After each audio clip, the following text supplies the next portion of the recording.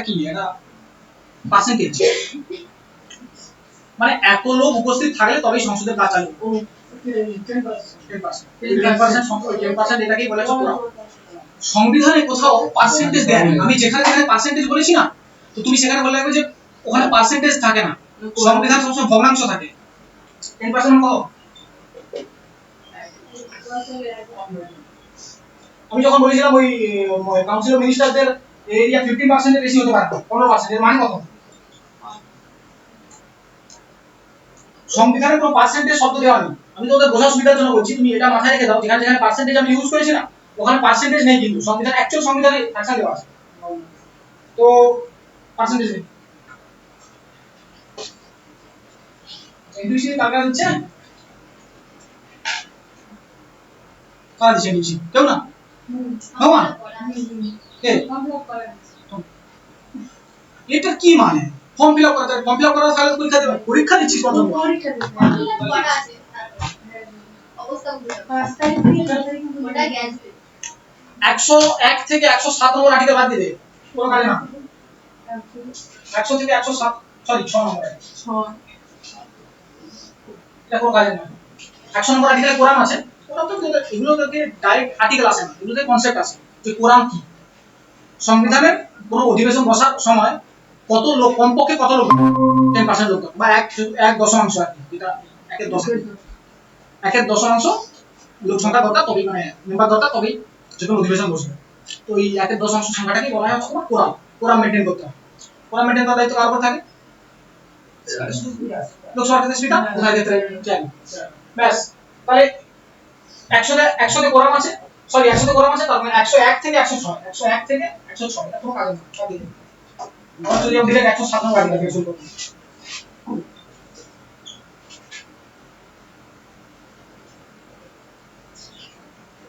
বাংলাদেশ এই সাথে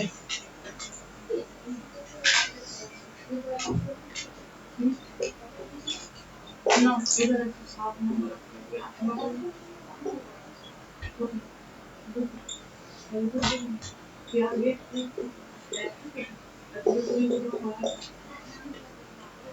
বিধায়কের উপস্থাপনা, ইন্ট্রোডাকশন অফ বিলস। বিল কি করে প্রস্তুত করা?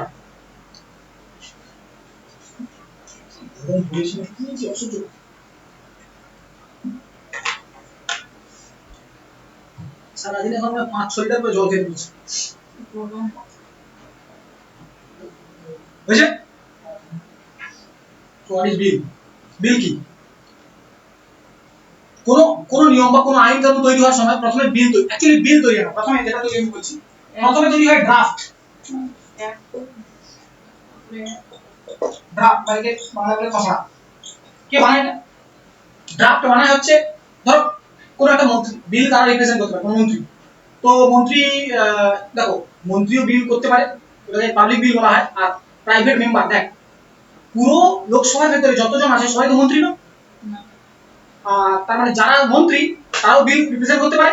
আর যারা মেম্বার এই যেমন ধরো দেব, দেব দেব মেম্বার, ও লোকসভার মেম্বার, ও মন্ত্রী নাকি না? ওই 545 জনের মধ্যে একজন ঠিক কথা হচ্ছে মন্ত্রী তো, তার মানে ও বিল রিপ্রেজেন্ট করতে পারে, করে। ওই বিলটাকে যারা যারা মেম্বার মানে যারা মন্ত্রী নয়, মিনিস্টার নয়, তারা যখন বিল করেন ওই বিলটাকে বলা হয় প্রাইভেট বিল। আর যদি কোনো মন্ত্রী বিলটাকে রিপ্রেজেন্ট করে তাহলে সেটাকে বলা হয় পাবলিক বিল।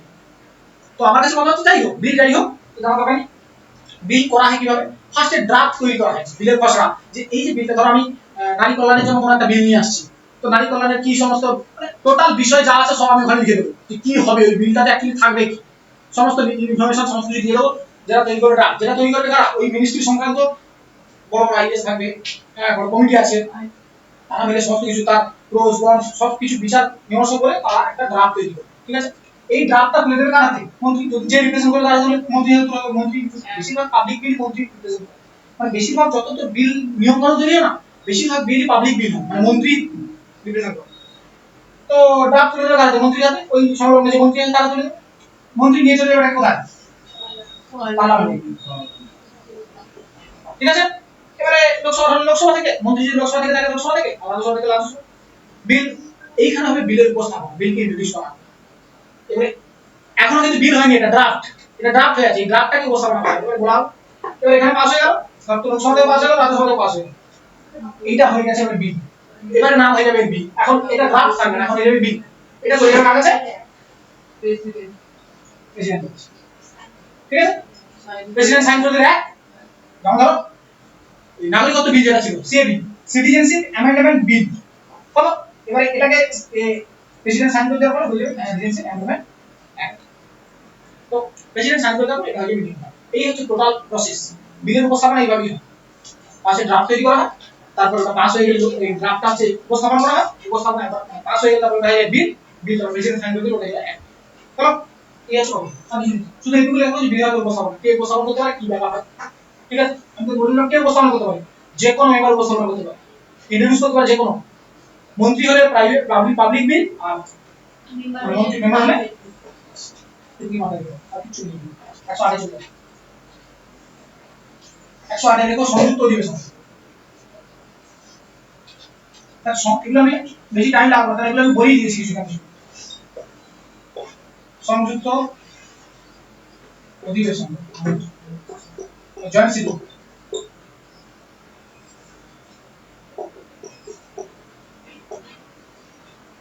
সংযুক্ত অধিবেশন কখন হয়?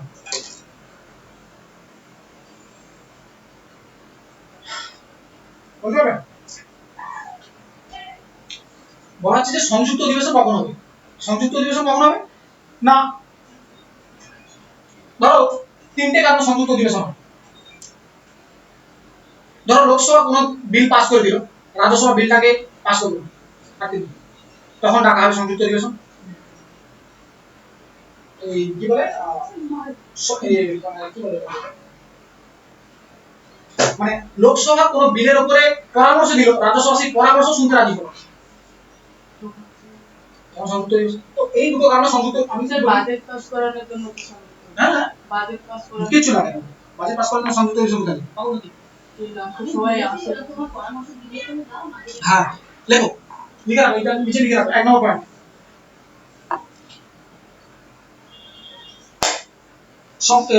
কি বলে সংযুক্ত অধিবেশন ডাকা হয় এই শর্তে বলে 1 নম্বর পয়েন্ট। সংযুক্ত অধিবেশন ডাকা হয় এই শর্তে বলে 1 নম্বর পয়েন্ট।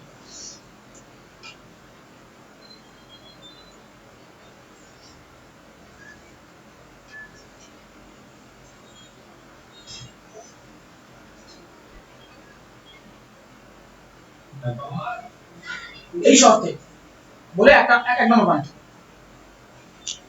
সংসদের কোনো এক কক্ষ বিল পাস করার পরে, সংসদের কোনো এক কক্ষ বিল পাস করার পরে অপর কক্ষ বিল পাস না করলে, সংসদের কোনো এক কক্ষ বিল পাস করার পরে অপর কক্ষ বিল পাস না করলে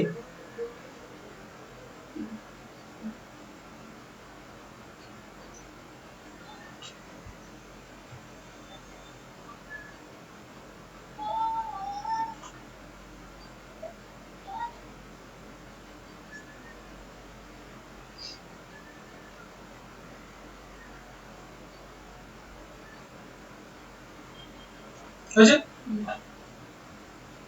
সেকেন্ডটা, একটি কক্ষ কোনো পরামর্শ দিলে এবং অপর কক্ষ সেই পরামর্শ শুনতে বাধ্য না থাকে, একটি কক্ষ কোনো পরামর্শ দিলে সেই পরামর্শ অপর কক্ষ শুনতে বাধ্য না থাকলে,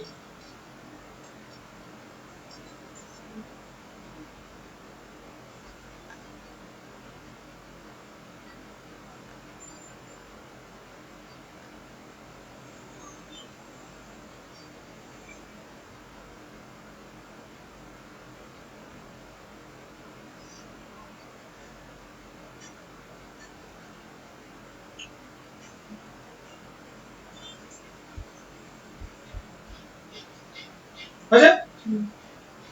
তবে জয়েন্ট সিটিং সংযুক্ত অধিবেশন, তবে সংযুক্ত অধিবেশন ডাকা, ব্যাস শেষ।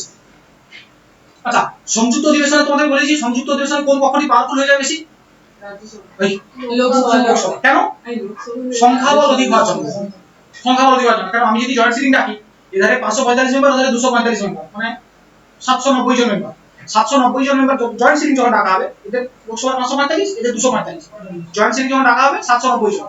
পুরো বিল পাস করার জন্য 790 জনের কত ভোট দরকার? হাফ দরকার, হাফে একটা বেশি, মানে হাফ প্লাস একটা, হ্যাঁ তার মানে কোটা ভোট দরকার। 790 হাফ কত হয়? 345 395 মানে 396টা ভোট দরকার, আর লোকসভার একা আছে 545 ভোট। আমরা সংখ্যা বড় লেখার জন্য না যে কোনো বিল পাস করে দিতে পারি। জয়েন্ট সিটি এক রকমের ধোকা রাজ্যসভার লোকেদের সাথে। আর সত্যি কথা বলতে গেলে পাওয়ার দেওয়া হয় না, তার অনেক কারণও আছে। কারণ রাজ্যসভাকে আমরা নিজে বেশি পাঠাই না, আমরা লোকসভাকে ডাইরেক্ট ভোট দিই, ওই জন্য লোকসভাতে বেশি পাওয়ার থাকে। পয়সা সংক্রান্ত কোনো পদ রাজ্যসভাতে দেওয়াই হয়নি। এই এবারে আসবে এরপরে টাকা হয়েছে একটু একটু বুঝে নাও। আচ্ছা, সংযুক্ত অধিবেশনের সভাপতিত্ব মানে কে করে? না, সভাপতিত্ব কে করে? স্পিকার। সংযুক্ত অধিবেশন কিন্তু চেয়ারম্যান করে না, কিন্তু স্পিকার করে। লোকসভার যে স্পিকার হয় ওই কিন্তু এ করে। আচ্ছা ছাড়ো, তাহলে হলো তোমার গেল সংযুক্ত অধিবেশন 199 তুমি চলছে না ভুল করেছি তুমি। এদের মধ্যে 118 19 নম্বর আর্টিকেল আমি বলেই দিয়েছি। সংসদের প্রক্রিয়া, ওই কোশ্চেন আওয়ার, মোশন, এই সমস্ত কিছু আমি তোমাকে বলে দিয়েছি। এগুলো সব 118 আর 19 নম্বর আর্টিকেল আগে বলে দিয়েছি। চলো এটা দেখো 109 নম্বর আর্টিকেল কি আছে? 109 নম্বর আর্টিকেল হচ্ছে তোমার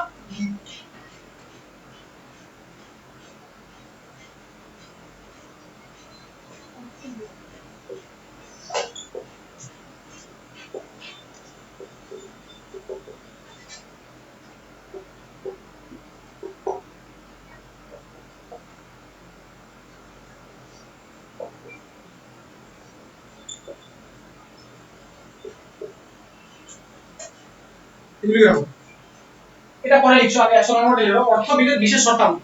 দেখো অর্থ বিলের বেশিরভাগটা আমি বলে দিয়েছি। অর্থ বিল মানে মানি বিল আর কি জানি বলো, এটা মানি বিল। অর্থ বিল মানে তোরা মানি বিলতে বেশি মনে রাখবি। অর্থ বিলটা সবচেয়ে যা বলছি না, আর অর্থ বিল আবার অর্থ বিল বলা যায় না, এটা মানি বিলই বলে। বাংলায় তুই যদি মানি বিল। অর্থ বিল 117 নম্বর আর্টিকেল একটা আছে ফাইন্যান্সিয়াল বিল, ওটাকে অর্থ বিল বলে।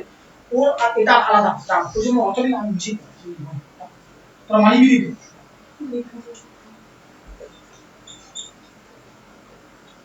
পরীক্ষাতে অর্থ বিল আসে না রে, পরীক্ষাতে মানি বিলই আসে। মায়াটা গন্তব্যে আসি মানি এরকম বিল হয়ে আসে। তো এটা মানি বিলের বিশেষ শর্তাবলী। কি মানি বিলের বিশেষ শর্তাবলী? মানি বিল কোথায় উপস্থাপন করা যায়? লোকসভাতে। রাজ্যসভাতে কিন্তু মানি বিল আচ্ছা, মানি বিলের বিশেষ শর্তাবলী কি? মানি বিল লোকসভায় উপস্থাপন করা যাবে 1 নম্বর পয়েন্ট। এটা তোমাদের আমি বলে দিয়েছি, লিখতে চাও না? ডাইরেক্ট মনে থাকবে তো? মানি বিল সবসময় লোকসভায় উপস্থাপন করতে হবে। আচ্ছা, লোকসভা উপস্থাপন করে রাজ্যসভার কাছে কোনো পাওয়ার থাকে না। লোকসভায় পাস হলো মানি বিল, পাস করে দেওয়ার পর যখন রাজ্যসভায় যাবে, রাজ্যসভাকে 14 দিন সময় দেওয়া হবে পাস করার জন্য। যদি 14 দিন না পাস না করে, তাহলে 15 দিন আপনি পাস হয়ে যাবে। ঠিক আছে? তা এসব গেল মানি বিলের কথা। আর মানি বিল, কোন বিল মানি বিল না মানি বিল নয়, এটা ডিসাইড করার ক্ষমতা কার আছে? স্পিকার। সেগুলো তোমায় বলিস এই শর্তাবলী, এই যে 1 নম্বর 2 নম্বর পয়েন্ট 3 নম্বর পয়েন্টগুলো বলছি না, এগুলোই হচ্ছে শর্তাবলী। এই বিশেষ বিশেষ মানি বিলের জন্য যে বিশেষ শর্তাবলী, এগুলোর কথাই বলা আছে, যেটা এর ভেতরেই আছে। আমি তোমাকে লেখাচ্ছি না এখানে, আর এগুলো আমি ডাইরেক্ট যেহেতু বলে দিছি, এগুলো কনসেপচুয়াল আছে, তুমি মনে রাখতে হবে। মানি বিল সিদ্ধান্ত, এটা এই একটা বিল মানি বিল হবে কি হবে না সেটা নির্ধারণ করার ক্ষমতা কার? স্পিকারের। ওটা একটা শর্ত। মানি বিল কোথায় উপস্থাপন করা যেতে পারে? লোকসভা। ওটা একটা শর্ত।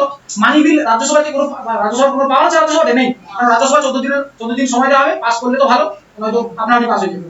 তো ব্যাস না কিছু, তো ওটাও একটা শর্ত। এগুলো সব মানি বিলের বিশেষ শর্ত। এখন কথা হচ্ছে মানি বিলের সংজ্ঞা, কাকে মানি বিল বলবো? সেই সমস্ত বিল, দেখো এইটা লিখা মানি বিল কাকে বলবো। দেখো মানি বিল দিয়ে একটা হাইলাইট দিয়ে দেখো মানি বিল সেই সমস্ত বিল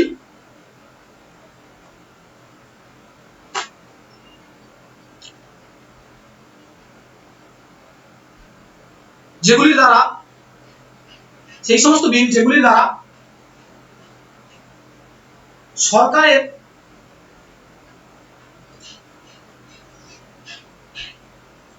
অর্থের ওপর প্রভাব পড়বে। সেই সমস্ত বিল যেগুলির দ্বারা সরকারের অর্থের ওপর প্রভাব পড়বে,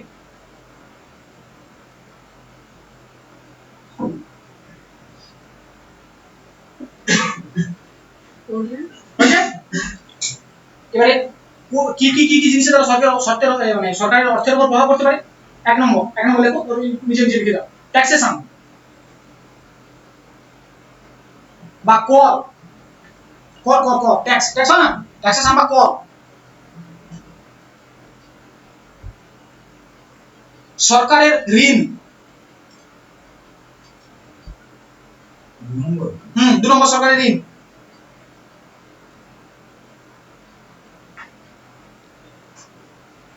3 নম্বর সরকারের ব্যয়,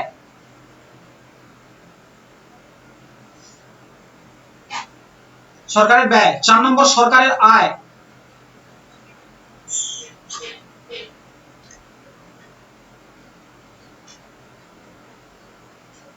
কি হলো? ঋণ, সরকারের ঋণ, একটা কর হয়েছে, একটা ঋণ হয়েছে, একটা সরকারের ব্যয় হয়েছে, সরকারের হ্যাঁ 5 নম্বর লেখা হচ্ছে সঞ্চিত তহবিল।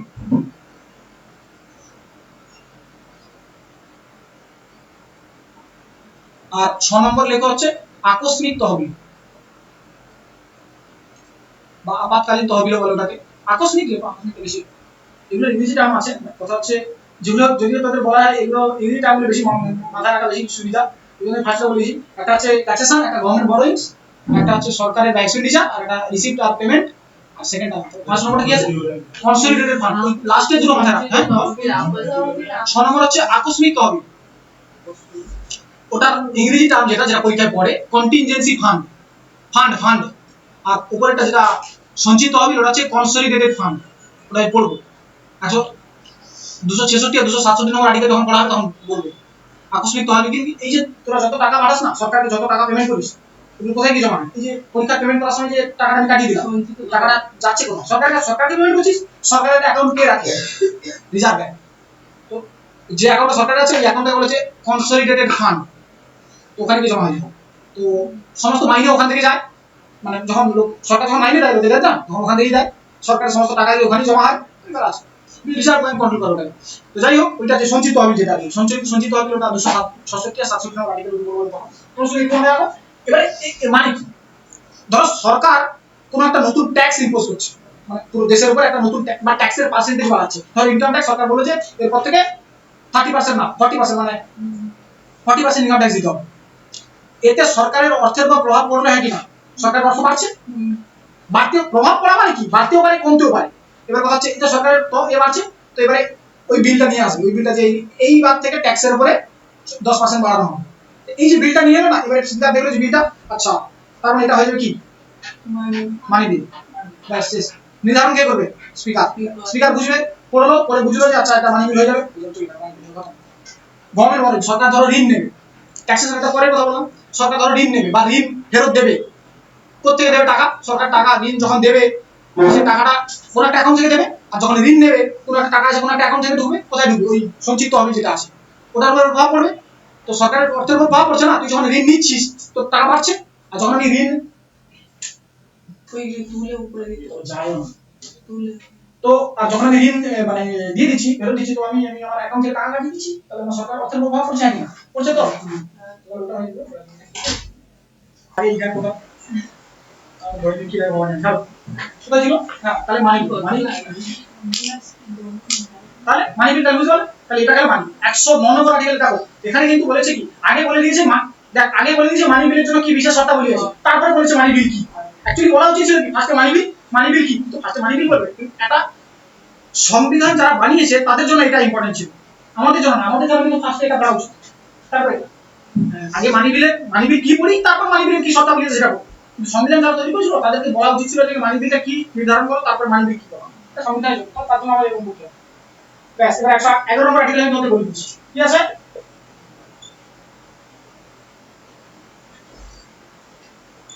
বিধেয়কের উপর রাষ্ট্রপতির অনুমতি।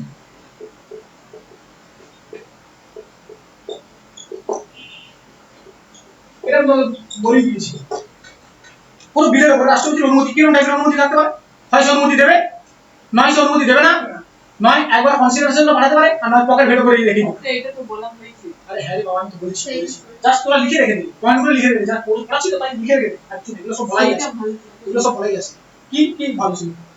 ইংলিশ নামটা ভালো। আরে হ্যাঁ, বিধেয়ক মানে না, অ্যাকচুয়ালি বিলের বাংলাটা হচ্ছে বিধেয়ক আর কি। আমি তোদের বলছি না, ইংলিশ নাম বেশি মাথায় রাখবি, কারণ ওটা বেশি ক্যাচ করবে ফট করে। তুমি চারদিকে যখন আলোচনা হয় তখন বিল বলেই আলোচনা হয়, বিধেয়ক বলে না। আমি যদি পুরোপুরি বাংলায় বলতে চাই তাহলে তো হয়েই গেল। আমার নিজেরই জানা নেই সব বাংলা, হয়তো এখানকার যত টার্ম আছে বাংলা আমার সব জানা নেই নিজে। বাংলা কি করে মনে রাখবি? পরীক্ষাতে আসেও না, মানি বিল না, মানি বিলই লেখা আছে পরীক্ষায়, ময়াকা দন্তরাশি বয়াসই মানি বিলের মনে। তো এরকম আছে। তো বিধেয়কের রাষ্ট্রপতির অনুমতি, রাষ্ট্রপতি কিভাবে অনুমতি দিতে পারে? তুমি বিল করলে, বিল পাঠালে, রাষ্ট্রপতি অনুমতি দিলে তো ঠিক আছে। যদি ভেটো করে দেয়, ওই ভেটোটাকে বলা হচ্ছে অ্যাবসলিউট ভেটো। আমি তোমাদের বলে দিয়েছি ভেটো পাঠানোর সময়। তারপরে কি, ক্যান্সেল করে দাও, এখন অ্যাবসলিউট ভেটো নেই কত। হ্যাঁ, এখন আরেকটা ভেটো আছে। এবারে যদি যদি অনুমতি দিয়ে দিল তো ঠিক কথা, যদি অনুমতি না দেয় তার জন্য বিশেষ তিনটে শর্ত আছে। অনুমতি ডিরেক্ট যদি কেটে দিত, একদম অনুমতি দিলই না, তাহলে ওটাকে বলা হয় অ্যাবসলিউট ভেটো। একটাকে বলা হলো যে ঠিক আছে অনুমতি দেবো, আরেকবার রিকনসিডারেশন মানে আরেকবার কনসিডার করো, পাঠালো সংসদের কাছে। সংসদ যদি সেটাকে কোনো চেঞ্জ করলো তো ভালো কথা, যদি না চেঞ্জ করে ওই রকম ডিটো আবার চলে আসে তখন রাষ্ট্রপতি সাইন করতে হবে। ওই টাইমে ভেটোকে বলা হচ্ছে সাসপেন্সিভ ভেটো।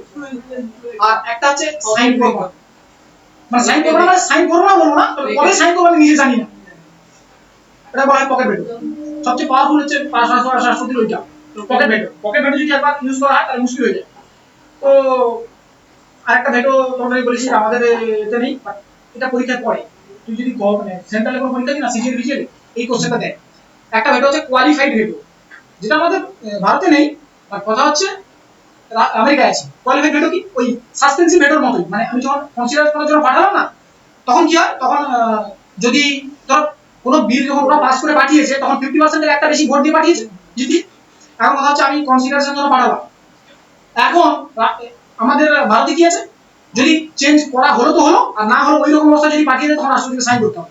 কিন্তু আমেরিকাতে একবার যদি কনসিডার জন্য পাঠায় তখন 50% ভোট দিয়েছিল তো, 50% ভোট মানে কত, একে দুই, এখন যদি 2-3 ভোটে আবার রিকনসিডার করতে হবে, মানে 66% ভোট আর কি।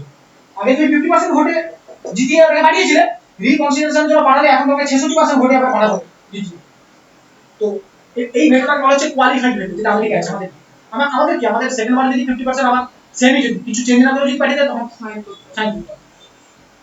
কেন না আমাদের ওখানে কেন এরকম সিস্টেম, ওদের রাষ্ট্রপতিকে ডিরেক্ট ইলেকশনের মাধ্যমে চুজ করা হয়, ওই জন্য রাষ্ট্রপতি পাওয়া বেশি। আমাদের এখানে রাষ্ট্রপতিকে ডিরেক্ট করে ইনডিরেক্ট ইলেকশন, প্রত্যক্ষ নির্বাচন।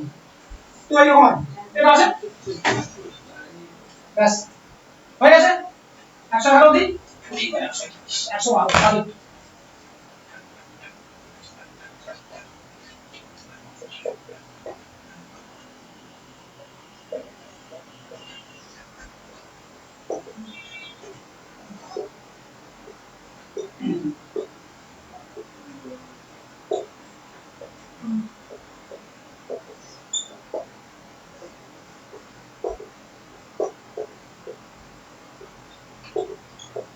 বাংলাটা জীবন মনে রাখবি না, পরীক্ষা করবে না। এটাই সংক্ষেপে বলা হচ্ছে বাজেট। 112 নম্বর আর্টিকেলে বাজেট আছে, ঠিক আছে।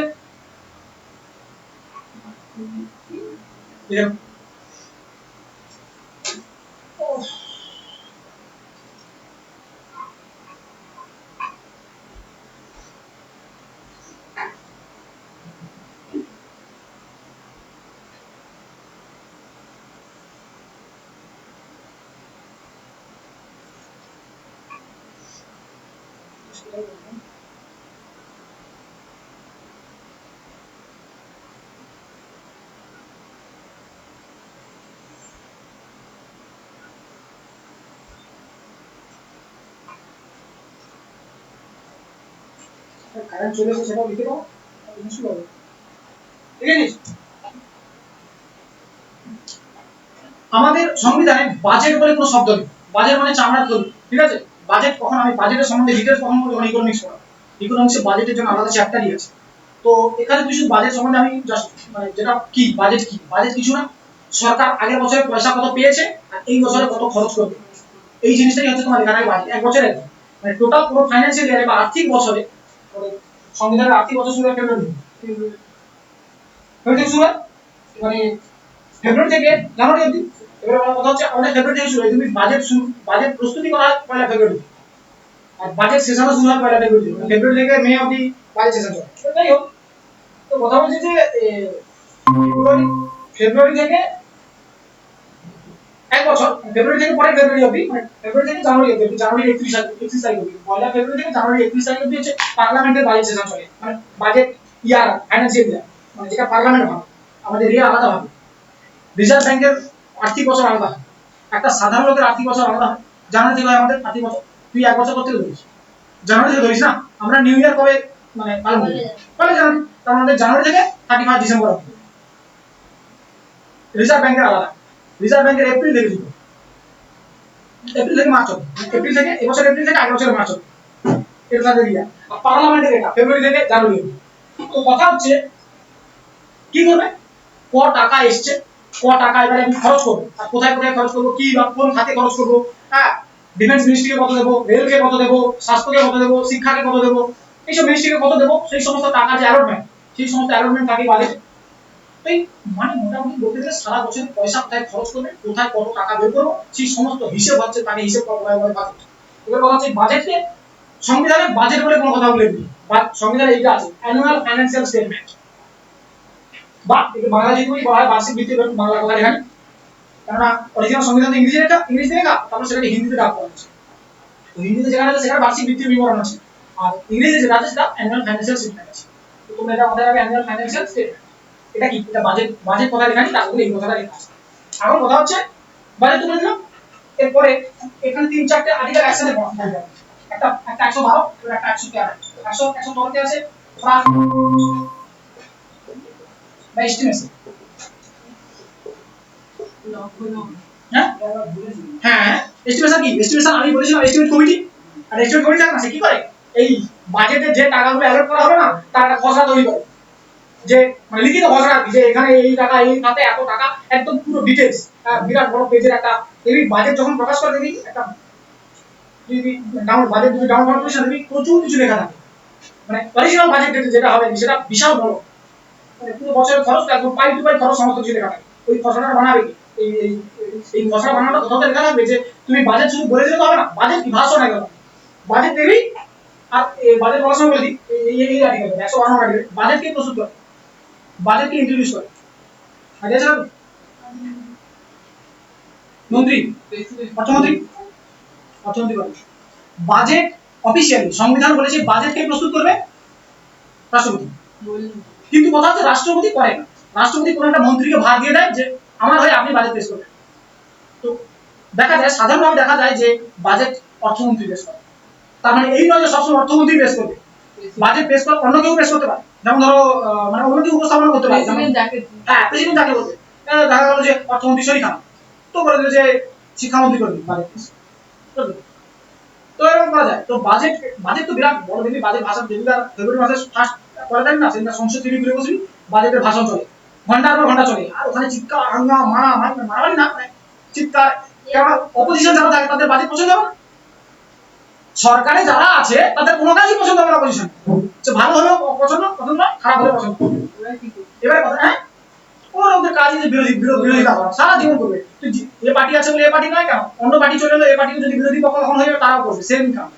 এবার কথা হচ্ছে যাই হোক, তো বাজেট কি, এবার বাজেট তুই তো বলে দিবি, তো সম্বন্ধে ওখানে তোমার বাজেট মারামারি হয়ে গেল, ঝগড়া ঝামেলা হয়ে গেল, তারপর এস্টিমেশন চলে আসে, এস্টিমেশন কি, যে যারা সরকারে আছে তারা তো বাজেট পাস করিয়ে দেয়, তাদের মেজরিটি আছে তবেই না সরকার তৈরি করে আছে, তারা তো আরামসে বাজেট পাস করিয়ে দেয়। এবার কথা হচ্ছে খসড়া, তারপর খসড়া দেখবে, খসড়াকে বলা হয় এস্টিমেশন। যখন সংবিধানে তো লেখা থাকবে যে এই যে বাজেট পাস হলো এটা তুমি লিখে রাখো, তুমি বলে দিলে বাজেট পাস করার কথা ছিল, সংবিধান 112 নম্বর ছিল, তার জন্য তুমি ভাষণ দিয়ে চলে গেলে, এবার লিখে রাখো যে কোথায় আছে, কোথায় কি করবে, কি ব্যাপার, তার একটা লিখিত ইনফরমেশন দাও। 113 নম্বর আর্টিকেলে লেখা আছে যে লিখিত দেখা যাবে আমাকে এস্টিমেশন দেখাও, এস্টিমেট কমিটি আছে না, যেখানে লোকসভা 30 জন মেম্বার থাকে, ওই এস্টিমেট কমিটি করে আছে বাজেটের এস্টিমেশন তৈরি করে। এরপরে আসা হচ্ছে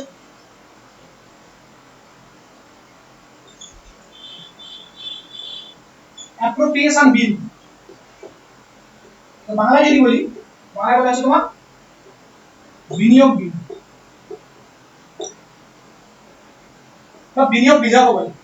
কি এর বিল কি, কিছু না, এই যে বাজেট হলো না, এবারে ভাষণ হয়ে গেছে, খসড়া হয়ে গেছে, এবার তৈরি হবে বিল, আমাকে অনুমতি দাও, কারা কারা এই বাজেটে সন্তুষ্ট। এবার কথা হচ্ছে যারা সরকারে আছে তারা সবাই ভোট দিয়ে দেবে, কারণ তারা তো সবাই বাজেট সন্তুষ্ট, যেহেতু পার্টিরা পার্টি তারা বাজেট পাস হয়ে গেছে। এবার বিরোধী পক্ষ ভোট দেবে না, যায় আসে না কিছু, বিরোধী পক্ষ যদি ভোট দিয়ে বিরোধী পক্ষ জিতে যায় বাজেটে, তাহলে তো তার মানে তো সরকারের মেজরিটি নেই, কারণ সরকারের মেজরিটি আছে, ওই জন্য প্রত্যেক বছর বাজেট আসে, বাজেট পাস করে নিয়ে চলে যায় সরকার, কিছু যায় আসে না, বিরোধী পক্ষ চাঁদাদি থেকে যায়।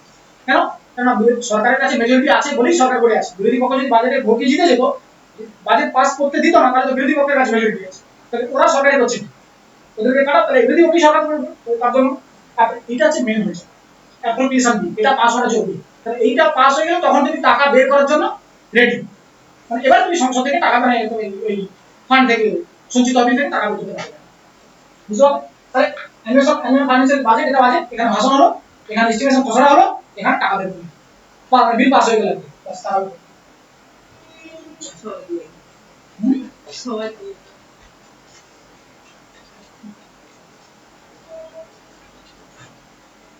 এটা 115 লেখো, এটা আমি বলবো না, লেখো অতিরিক্ত অনুদান।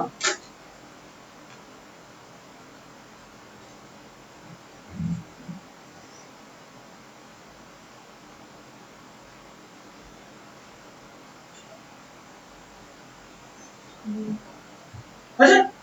লিখেছো? অতিরিক্ত অনুদান।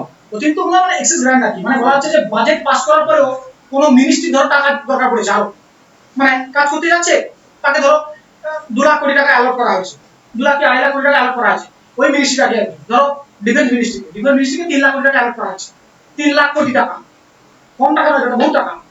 তোমরা দেখলে 5 লাখ কোটি টাকা, 5 লাখ কোটি টাকা হচ্ছে, ওটা হচ্ছে তোমার কি ওই প্রত্যেক বছর আসছে যাচ্ছে, সরকারের টাকা ওর থেকেও বেশি আছে, বহুত টাকা সরকারের কাছে। কিন্তু কথা হচ্ছে আমি মনে করলাম যে 3 লাখ কোটি, মনে করলাম না 3 লাখ কোটি, 2.5 লাখ 3 লাখ কোটি টাকা তো একে যায় ডিফেন্স মিনিস্ট্রিকে ধরো 3 লাখ কোটি টাকা দেওয়া হয়েছে। তো 3 লাখ কোটি টাকার মধ্যে ডিফেন্স মিনিস্ট্রি তার স্যালারি, তার এই সমস্ত ড্রোন কিনছে, তারপর S-400 মিসাইল কিনছে, পরমাণু বোমেরও কিছু মানে ফাংশন করছে, এই সমস্ত কিছু দিয়ে দিয়ে দেখা গেল যে টাকা সব পেয়ে গেছে। আরো টাকা দরকার, তখন টাকা দরকার, তার মধ্যে টাকা বের করতে হবে, টাকা যেহেতু বের করতে হবে তখন টাকা বের করার জন্য তো কোনো কিছু পারমিশন দরকার, এটা ঘরে রাখুন না যে পয়সা তুললাম টাকা বের করে নিলাম, এরকম তো নয়। তো আমাকে তার জন্য বিল প্রস্তুত করতে হবে কিসে, এর কাছে, যে আমার টাকা দরকার, এর জন্য আমাকে এর জন্য আমার এই যে বিল প্রস্তুত করছি, আমার মিনিস্ট্রির জন্য টাকা দরকার, আপনারা বলুন কি করবেন। এবার কেউ না কেউ হ্যাঁ বলবে, কেউ না কেউ না বলবে, না কে বলবে, বিরোধী পক্ষ বলবে, হ্যাঁ কে বলবে, তাদের মিনিস্ট্রি তার টাকা, আর তারা তো একটা মিনিস্টার যখন বিল পেশ করবে সে চারদিকে সমস্যা নিয়ে আলোচনা করেই বলবে বিল পেশ করবে, এমন নয় যে আজকে মনে হলো আমার টাকা দরকার পড়েছে গিয়ে বিল পেশ করতে হবে, কারণ সেটা আলোচনা নিয়ে কিছু না, সবাই জানে যে আমার এই মিনিস্ট্রির জন্য অতিরিক্ত টাকা দরকার পড়েছে, পুরো মেম্বার জানে, সবাই জানে যে আজকে বিল পেশ করা হবে, সবাই চলে আসবে ভোট দিতে, ভোট দিয়ে জিতিয়ে দেবে, বুঝতে পারলে? তো এইখানে তোদের আমি বলছিলাম না নো কনফিডেন্স মোশন, এই ভোট দেওয়ার সময় ধরো দেখা গেল ভোটে জেতে নেই, মানে বিল পাস করে, মানে যখন এই টাকা দরকার ছিল তখন সবাই বিল দিয়েছে, দেখা যাচ্ছে যে বিল পাস হয়, তার মানে তার মানে এই এই তার মানে এই সময় না একটা মোশন, মানে ধরো বিল তোলা হয়েছে এবং কি বলা যায়, আমি বলছি বিল পাস হয় না, বিল ধরো পাস হয়ে গেছে, বিল পাস হয়ে গেছে ঠিক আছে, বাট কথা হচ্ছে এইখানে একটা কাণ্ড হলো, বিরোধী পক্ষ একটা বিল আনলো যে আপনার এই পলিসিটা খারাপ, আপনি যে ধরুন আপনি কোন একটা আপনি নারী কল্যাণের জন্য কিছু একটা করছেন বা শিশু কল্যাণের জন্য কিছু একটা করছেন, আপনার এই পলিসিটা খারাপ, কোন একটা মন্ত্রীর উপরে অ্যালিগেশন আনলো, কোন একটা নির্দিষ্ট মন্ত্রীর উপরে অ্যালিগেশন আনলো যে আপনার এই বিলটা খারাপ, এর জন্য আমি একটা মোশন পাস করাতে চাই, যেটাকে বলা হচ্ছে সেন্সার মোশন বা নিন্দা প্রস্তাব বলে, নিন্দা প্রস্তাব পাস করা, বিরোধী পক্ষ এটা কে নিয়ে আসবে, নিন্দা প্রস্তাব, নিন্দা কে, সরকারের নিন্দা কে করে, বিরোধী পক্ষ করে। বিরোধী পক্ষ একটা বিল নিয়ে এলো, যেটা বলা হচ্ছে এই বিল না সরি একটা মোশন নিয়ে এলো, যেটাকে বলা হচ্ছে সেন্সার মোশন, এই মোশন আর মোশন পাসও হয়ে গেল। তার মানে কি, তার মানে ওই মন্ত্রীটাকে তার পুরো মন্ত্রিসভা বাঁচাতে পারবো না, নিন্দা প্রস্তাব একটা মন্ত্রী, যে কোনো ইন্ডিভিজুয়াল মন্ত্রীর উপরে প্রকাশ করলো এবং এই নিন্দা প্রস্তাব পাস হয়ে গেল, পাস হয়ে গেলে তাহলে আমার কথা হলো একটা মন্ত্রীকে তোমরা সরকারে আছো, তোমরা নিজেদের মন্ত্রীকে নিজেরা বাঁচাতে পারলে না, মোশন পাস হয়ে গেল, তার মানে নিশ্চয়ই তোমাদের কাছে মেজরিটি নেই। তো সেন্সার মোশন হচ্ছে নো কনফিডেন্স মোশনের, ওই তোমাকে বলেছিলাম না মোশন অফ থ্যাঙ্কস একবার পাস হয়ে গেলে তখন মুশকিল হয়ে যায়, মোশন অফ থ্যাঙ্কস এর থেকে বড় জিনিস হচ্ছে সেন্সার মোশন।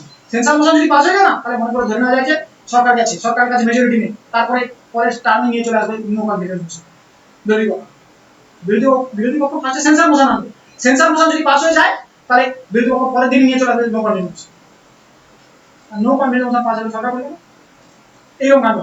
তো যাই হোক, এটা 115 নম্বর দিলে কি আছে অতিরিক্ত অনুদান, মানে যদি পয়সা এক্সেসিভ পয়সা দরকার হয় তাহলে আমি বিল ইন্ট্রোডিউস করব, বিল পাস হয়ে গেলে আমি এক্সট্রা পয়সা যত পয়সা দরকার আমি রাখবো, হলো? এটা 115, এবারে 116,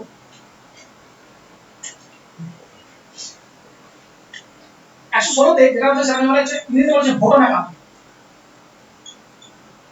ভোটার অ্যাকাউন্টকে বাংলায় যদি বলি না বলে লেখানুদান, লেখানুদান দিয়ে দিছো তুই শুধু ভোটার অ্যাকাউন্ট মাথায় রাখ, ভোটের সঙ্গে ধরো আমার কথা বলো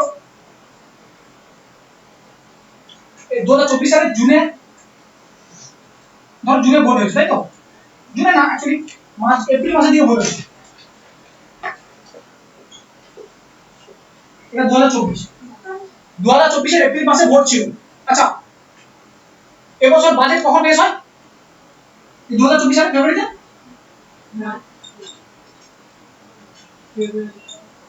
ভাবো 2024 সালের ফেব্রুয়ারিতে সরকার বাজেট পেশ করে দিয়েছে যে আমরা পরের বছর এই করবো, আগের বছর টাকা এসেছে এত, মিললি বাজেট না, আগের বছর কত টাকা এসেছে সেটাও থাকে, আর পরের বছর যে টাকা খরচ করবো কোথায় কোথায় খরচ করবো সমস্ত ডিটেলস থাকে। এখন কথা বলো, 2024 সালে তো সরকার বলে দিয়েছে যে আমরা এখানে এখানে টাকা খরচ করবো, কিন্তু কথা হচ্ছে 2024 সালে তো ভোট আছে, 2024 সালে ফেব্রুয়ারি মাসে বলে দিয়েছে যে আমরা এই করবো, ঠিক আছে? আর 2024 সালে এপ্রিল মাসে আছে ভোট। এবার তুমি এপ্রিল মাসে মানে মনে করো এপ্রিল থেকে জুন অবধি চলবে ভোট, 3 মাস, 2-3 মাস চলে ভোট। এবার কথা হচ্ছে এই 2-3 মাসে ভোটে জিতে যে ওই সরকারই আসবে তার কি গ্যারান্টি আছে? আসবে না। তাহলে তুমি, তোমার যখন গ্যারান্টি নেই তুমি আসবে কি আসবে না, তোমার তো ওই সরকার মানে ওই পার্টি যে আবার মানে সরকারে আসবে তোমার গ্যারান্টি নেই। তো তুমি যদি তোমার নিজেরই গ্যারান্টি নেই, তুমি লোকের কি কল্যাণ করবে? তুমি বলে দিচ্ছ ধরো এরপর অন্য পার্টি চলবে, সেই পার্টি ওই এদের যে তৈরি করা পলিসি ভালো তো নাও লাগবে না, তো তার জন্য তুমি বলে দিয়ে কি করে চলে যাচ্ছ যে আমি এই করবো? তার জন্য এখানে দুবার বাজেট নিয়ে আসবে। কিরকম? একবার এটাতে বলা হচ্ছে ফেব্রুয়ারি বাজেট নিয়ে এসো, বাট এখান থেকে এত দূর জুন মাস অবধি, মানে যতদিন ভোটের রেজাল্ট হচ্ছে, ভোটের রেজাল্টের আগে, কেননা সরকারের প্রচুর খরচ থাকে, যেমন এত লোকের স্যালারি দেওয়া, প্রত্যেক মাসে মাসে স্যালারি দেওয়া, স্যালারি মেনে থাকে, তো স্যালারি, বিশেষ করে স্যালারি, তারপরে পেনশন, এই টাকাগুলো সবকটা যেন, এই টাকাগুলো মানে কোনো মানে কি বলা যায় রচনাত্মক কাজে না, মানে কোনো ভাবে তুমি কিছু বানাবে, কিছু করতে চাইছো, এখানে বড় ব্রিজ হবে, এখানে এই সেতু হবে, ওই সেতু হবে, এই সমস্ত কিছু কাজ নয়। তুমি যে কাজটা সরকার মানে এই যে কমাস চলবে তার জন্য যে কাজটা দরকার, যে ওই কাজের জন্য যে টাকাটা দরকার, সেই টাকাটা যেন অ্যালট করবে, জাস্ট ওই টাকাটাই অ্যালট করে দিয়ে তুমি বসে যাও। মানে ফেব্রুয়ারি থেকে এপ্রিল বা জুন মাস অবধি ওই একটা টাকার একটা হিসাব আছে, ওই বাজেট, ওটা বলে প্রভিশনাল বাজেট। হয়ে গেল ভোট, ভোট শেষ হয়ে গেলে জুন মাসে ভোট হয়ে গেল, বা জুন মাসে রেজাল্ট বেরিয়ে গেল, জুলাই মাসে এবছর এই 2024 সালে দুবার বাজেট এসেছে, একবার ফেব্রুয়ারিতে আর একবার জুলাইতে, ঠিক আছে? এই বাজেটটাকে বলা হচ্ছে ইন্টারিম বাজেট। এটা যদিও এটা আমাকে এখানে বলতে হবে আর এতে বলতে হবে, ইকোনমিক্স পড়ানোর সময় এটাকে এই বাজেটটাকে বলা হচ্ছে ইন্টারিম বাজেট। শুরুতে আর কি যত টাকা না দিলে নয় আর কি, সেটা হিসাব দিয়ে আমি চলে যাব। যদি ভোটে জিতে আমি আসি, তাহলে আমি আবার পরের বছর জন্য বাজেট করব। তাহলে এই বাজেটটা কত দূর হবে? এই বাজেটটা জুলাই মাস থেকে কি পরের বছর জুলাই মাস হবে না, পরের বছর হ্যাঁ জানুয়ারি বা ফেব্রুয়ারি, ফেব্রুয়ারি ধরা, ফেব্রুয়ারি অবধি, ঠিক আছে? তারপরে আবার ফেব্রুয়ারি থেকে আবার পরের বছর সরকার তো যদি দিয়ে গেলে ভালো, যে সরকার সে আবার ফেব্রুয়ারি থেকে আবার আগের বছর ফেব্রুয়ারি, এক বছর শুধু ভোটের বছর। এই কারণটা কবে হয়? যখন ভোট থাকে, ভোটের বছর থাকে, লোকসভা ভোট যে বছর থাকে সেই বছর দুটো করে বাজেট আছে, তো ওই বাজেটটাকে বলা হচ্ছে ঘটনা বা লেখাঙ্কন, ঠিক আছে? ব্যাস এটুকু, আর কিছু না।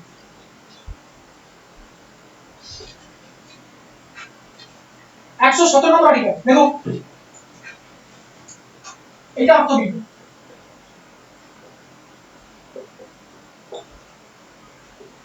ইংরেজিতে বলে ফাইনান্সিয়াল বিল।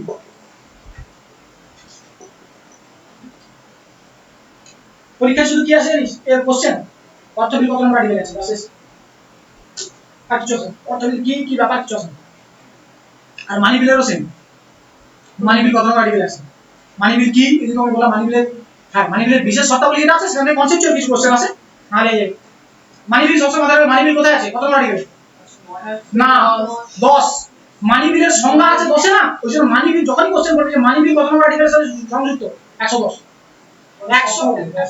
100 নয় শর্তাবলী আছে। আর যদি জিজ্ঞেস করে 100 নয় তাহলে শর্তাবলী জিজ্ঞেস করবে। আর আমি কি বললাম, শর্তাবলী থেকে কোনো কোশ্চেন আসে না আর্টিকেল সংক্রান্ত, শর্তাবলী থেকে কনসেপচুয়াল কোশ্চেন আসে, যে কোথায় মানে উপস্থাপনা করা যায়, রাজ্যসভা দিনের মধ্যে করতে পারে, না করলে আপনি পাস, এই টাইপের যে কোশ্চেন, মানি বিলকে কে নির্ধারণ করবে, এই সমস্ত কোশ্চেন, যেগুলো কনসেপচুয়াল কোশ্চেন, এই কনসেপ্ট এই 100 নম্বর আর্টিকেল গুলো আছে, ওগুলো আছে, আর্টিকেল আছে। আর্টিকেল যদি আসে মানি বিল সংক্রান্ত আর্টিকেল কোনটা, অর্থবিদ তাহলে বলা 100 আর অপশন নম্বর আছে 117, এটা মাথায় রাখবে এই আর্টিকেল পড়ে। অর্থবিদ কি মানি বিলের মতো সেম, বাট এখানে না মানি বিলের, আমি বলবো না মানি বিল টাকা সংক্রান্ত বিল, মানে পয়সা সংক্রান্ত বিল, কিন্তু কথা হচ্ছে ওই টাকাটা কোথায় খরচ করবো আমি মানি বিলে বলছি না।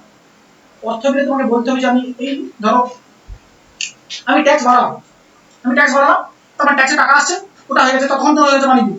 যখন আমি টাকাটা কি নিয়ে করবো না, আমি যতক্ষণ ওই বিলে বলছি না যে টাকাটা নিয়ে আমি করবো কি, যখন টাকা আসছে অথচ আমি বলছি না টাকা নিয়ে করবো কি, তখন সেটা মানি টাকা আসছে, টাকাটা আমি এই জায়গায় খরচ করবো। ধরো আমি এখানে বিরাট বড় অটল সেতু বানাচ্ছি, তার জন্য খরচ করবো, তখন সেই বিলটা হয়ে যাবে ফাইন্যান্সিয়াল। ঠিক আছে, এবারে কথা হচ্ছে ফাইন্যান্সিয়াল বিলের উপরে কিন্তু রাজস্ব পাওয়া আছে, মানি বিলের উপরে পাওয়া নেই, বাট ফাইন্যান্সিয়াল বিলের উপরে রাজস্ব পাওয়া আছে। রাজস্ব চাইলে এবার রাজস্ব যদি না চায় না, তাহলে ওই সংযুক্ত অধিবেশন ডাকা যেতে পারে, কিন্তু সংযুক্ত অধিবেশন থেকে লাভ কি, লোকসভা পাস করে চলে যাবে। তো এই আর কি। তো পাওয়ার আছে, রাজস্ব কিছু হলে পাওয়া যায়, বাড়ি বিলের একদম পাওয়ার এখানে আছে। বলো তাহলে ব্যাস, তুমি শুধু এটুকুই মাথায় রাখো যে আমি ফাইন্যান্সিয়াল বিল সম্বন্ধে কিছু বলবো এখানে না। যদি ইউপিএসসি জন্য পড়ানো যেত, তাহলে এটা বলতে হবে যে ফাইন্যান্সিয়াল বিল দু রকম হয়, ফাইন্যান্সিয়াল বিল 1, ফাইন্যান্সিয়াল বিল 2।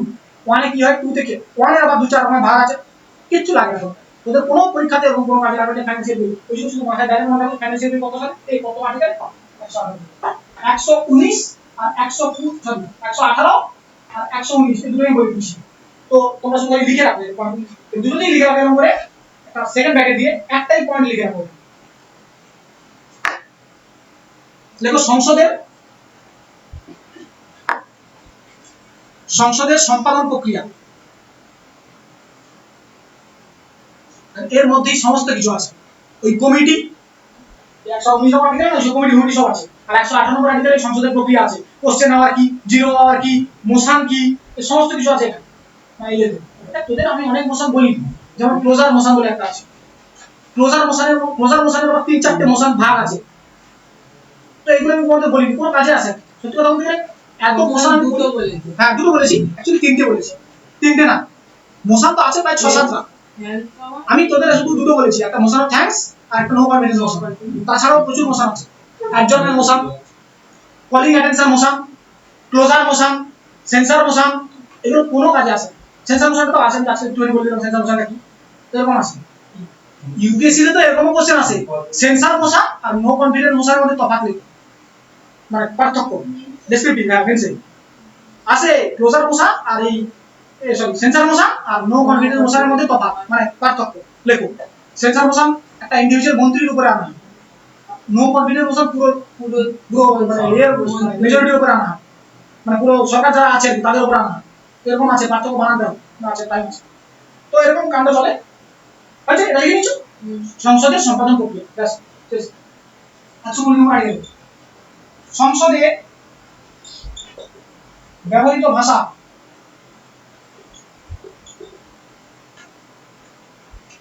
আজকে অনেকটা পড়িয়ে দিতে হবে, সুপ্রিম কোর্ট শুনতে হবে, এটা তো বলতে শেষ হয়ে যাবে। আচ্ছা সুপ্রিম কোর্ট বলে কিছুটা শেষ করবো না, আগের ক্লাসে আমাকে শেষ করে দিতে হবে, এরপর আগের ক্লাসে শেষ করে দিবি, তারপরে ক্লাস থেকে বাইরে দিতে হবে। তো কিছু ডিসাইড করলি কি পড়বি, আমাকে জলদি বলে রাখ। আচ্ছা তোমাদের এটা শেষ হলে পার্লামেন্টের উপরে একটা নোট বানানো হয়েছে, তোমরা কেউ যদি পারো এটাকে জেরক্স করে নিতে পারো, জেরক্স করে অরিজিনাল কপিটা দিয়ে যাবে। দেখে নাও মানে পরে দেখি, এখন না, এখন ক্লাস করে না তারপর দেখি। সংসদে ব্যবহৃত ভাষা, সংসদে কোন ভাষা ব্যবহার করতে পারে, একটা ব্যবহার করতে পারি এটা ইংলিশ, এটা তো ব্যবহার করাই যায়। আর একটা ব্যবহার করা যায় এটা হিন্দি। কথা বলছে যে এবার সাউথের কিছু সাংসদ আছে, সাউথ থেকে আসা কিছু সাংসদ, তারা বলে কেন হিন্দি দাও, আমাদের মালায়ালাম ব্যবহার করো, তামিল ব্যবহার করো। তখন বললো যে দেখুন নর্মালি তুই যদি ভাবিস পুরো ভারতকে হিন্দি বোঝানো সোজা, পুরো ভারতকে তামিল বোঝানো বহুত কঠিন হয়ে যাবে। তামিল সবাই, তামিল অনেক পুরনো ল্যাঙ্গুয়েজ, হিন্দি থেকে পুরনো ল্যাঙ্গুয়েজ। তামিল বহুত পুরনো ল্যাঙ্গুয়েজ, হিন্দি দেবনাগরী ভাষা অনেক পুরনো ভাষা, মানে অনেক পুরনো। তামিল অনেক পুরনো, সংস্কৃত প্রচুর পুরনো হয়ে যায়, তার থেকে একটু কম হয়ে যায় তামিল, বাট তামিল অনেক পুরনো, হিন্দি থেকে প্রচুর পুরনো। কিন্তু কথা হচ্ছে তামিল ভাষা সবাই বোঝে না, সাউথে তো পুরো ভারতকে হিন্দি বেশি সোজা বোঝানো বেশি সোজা নাকি তামিল বোঝানো সোজা, হিন্দি সোজা। তাই যেহেতু হিন্দি সোজা, তাই জন্য হিন্দিকে স্থান দেওয়া হয়েছে। তার মানে কোনো ব্যক্তি যে সাউথ থেকে উঠে আসা কোনো সাংসদ যে হিন্দি বোঝেই, যে শুধু তামিলই জানে, তার মানে কি ওখানে সংসদ হওয়ার ক্ষমতা নেই, সে তো কিছু ভাষা বুঝতেই পারবে না কি হচ্ছে। তো তার জন্য কি করায়, ইংলিশ। আর যদি সে চায় যে নিজের ভাষাতে বলবে, তো তার জন্য ট্রান্সলেটের ব্যবস্থা করা আছে। তোমার যদি মনে হয় একটা, তোমার যদি মনে হয় আমি এই লোকটা কি বলছে বুঝতে পারছি না, ওই সংসদটাকে আমি কোশ্চেন করবো, বা এই ব্যাপারে আমি কিছু বুঝতে পারছি না, তুমি একটা ট্রান্সলেটর নিয়ে এসো। তার পারমিশন কে দেবে বলতো, স্পিকার। স্পিকার পারমিশন দেবে যে ট্রান্সলেটর আনা হবে কি হবে। আনলে ও যে কথাটা শুনলে, মানে যে ট্রান্সলেটর এসে সে শুনলো, এটাকে তামিলে বললো, এবারে এর তামিলে যে উত্তর হবে সে ট্রান্সলেট করে বলবে, বুঝতে পারলে এই কাণ্ড করে। তো মেনলি সংস্কৃতে দুটো ভাষা আছে, বাট কথা হচ্ছে ইউজ ইউজ এই দুটোই হয়েছে। তার মধ্যে তুমি বাঙালি, অনেকে বাংলা জানে না, অনেকে তামিল জানে না, ওড়িয়া জানে না, কত ভাষা আছে, 22টা আমাদের টোটাল 22টা ভাষা আছে। 22টা ভাষার মধ্যে ইংলিশ তো আমাদের অফিসিয়াল ল্যাঙ্গুয়েজ, হিন্দিটা আমাদের অফিসিয়াল ল্যাঙ্গুয়েজ হয়ে যায়, ইংলিশ তো আমাদের অফিসিয়াল ল্যাঙ্গুয়েজ 22টা ভাষার মধ্যে। কিন্তু হিন্দি ছাড়া 21টা ভাষা আছে এমন যেগুলো হতে পারে, কিছু না কিছু হতে পারে। উর্দু আছে, সংস্কৃত, সরি মালায়ালাম আছে, কন্নড় আছে, হ্যাঁ আসামি আছে, গুজরাটি আছে, মারাঠি আছে, কত ভাষা আছে। তো এই সব ভাষা, সব ভাষার বোঝা সব সম্ভব না, তার জন্য ট্রান্সলেটের ব্যবস্থা করা যেতে পারে। বাট এই দুটো ভাষা তুমি পার্লামেন্টে ইউজ করতে পারো, হিন্দি আর ইংলিশ, ঠিক আছে। আর তার যদি অন্য কোনো ভাষা বুঝতে হয় তাহলে এবার দেখো 121, 121 আরো আগে আছে, তুমি দেখো 121 আর 22 এত ইম্পর্টেন্ট জাস্ট লিখা দেখো। সুপ্রিম কোর্টের উপরে, সুপ্রিম কোর্টের উপরে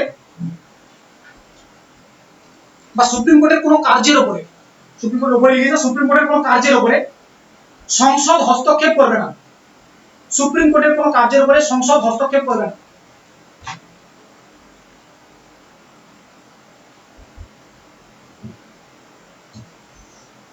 সুপ্রিম কোর্টের কোনো কার্যের উপরে সংসদ হস্তক্ষেপ করবে না, হয়েছে।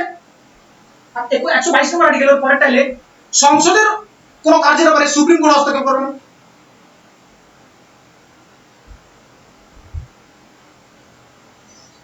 সংসদের কোনো কার্যের উপরে সুপ্রিম কোর্ট হস্তক্ষেপ করবে না,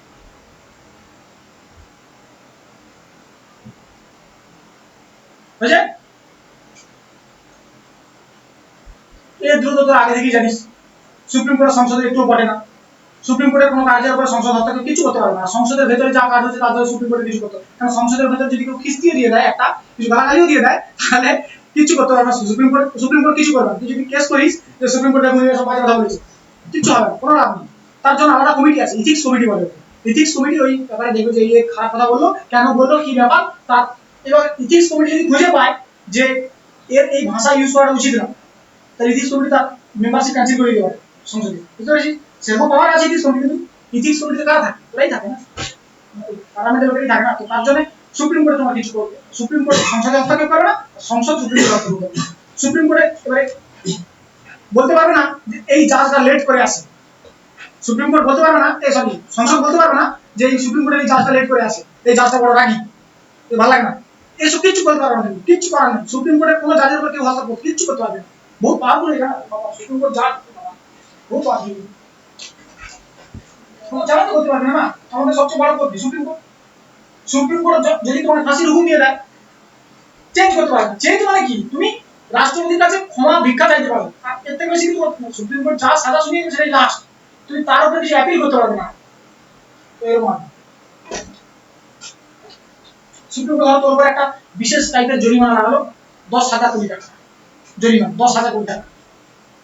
রাষ্ট্রপতির কাছে গেলে রাষ্ট্রপতির টাকা সংগ্রহ কোনো ক্ষমতা নেই, রাষ্ট্রপতি কিছু করতে পারবে না, তো প্রবলেম হয়ে যাবে। সুপ্রিম কোর্ট মানে সুপ্রিম। আমাদের আগে সুপ্রিম কোর্ট ছিল, সে তোরা যদি ইতিহাস যখন পড়বি 1773 সালে রেগুলেটিং অ্যাক্টে তার একটা সুপ্রিম কোর্ট স্থাপনা করা হয়েছিল। সেটা সুপ্রিম কোর্ট পুরোপুরি না, তার মানে তার সে যা রায় দেবে সেই রায়ের উপরে আবার উপরে অ্যাপ্লাই করা যেতে পারে, ইংল্যান্ডে গিয়ে অ্যাপ্লাই করা যেতে পারে, অ্যাপিল করা যেতে পারে। সে সুপ্রিম কোর্ট কিছু হতে পারে। সুপ্রিম কোর্ট কি, তুমি যেটা লাস্ট, আর তারপর তুমি কোথাও অ্যাপিল করতে পারবে, তো সেটা হচ্ছে সুপ্রিম কোর্ট। তারপরে যদি আবার সুপ্রিম আবার যদি ইংল্যান্ডে গিয়ে অ্যাপিল করা গেল, তাহলে সে কোথাকার সুপ্রিম কোর্ট, আগে ছিল আমাদের একটা সুপ্রিম কোর্ট, যেমন 1935 সালে এইটাকে তারপর স্থাপন করা হয়েছে, এই নিয়ে আমাদের সুপ্রিম কোর্ট এটা জানা আছে। তো 123 এইটা ইম্পর্টেন্ট আছে, অধ্যাদেশ লিখতে পারে। অর্ডিন্যান্স আমি তোমাদের বলি না প্রেসিডেন্ট পড়ানোর সময়, আমি বলেছিলাম এখানে বলবো প্রেসিডেন্টের অর্ডিন্যান্স পাওয়া বা অধ্যাদেশ, অধ্যাদেশ পাওয়া বাংলা বলে কিনা অর্ডিন্যান্সটা বেশি মনে রাখ, কাজে লাগে। অর্ডিন্যান্স কি, আচ্ছা যখন তুমি বুঝে নাও ফার্স্টে তারপর বুঝবে।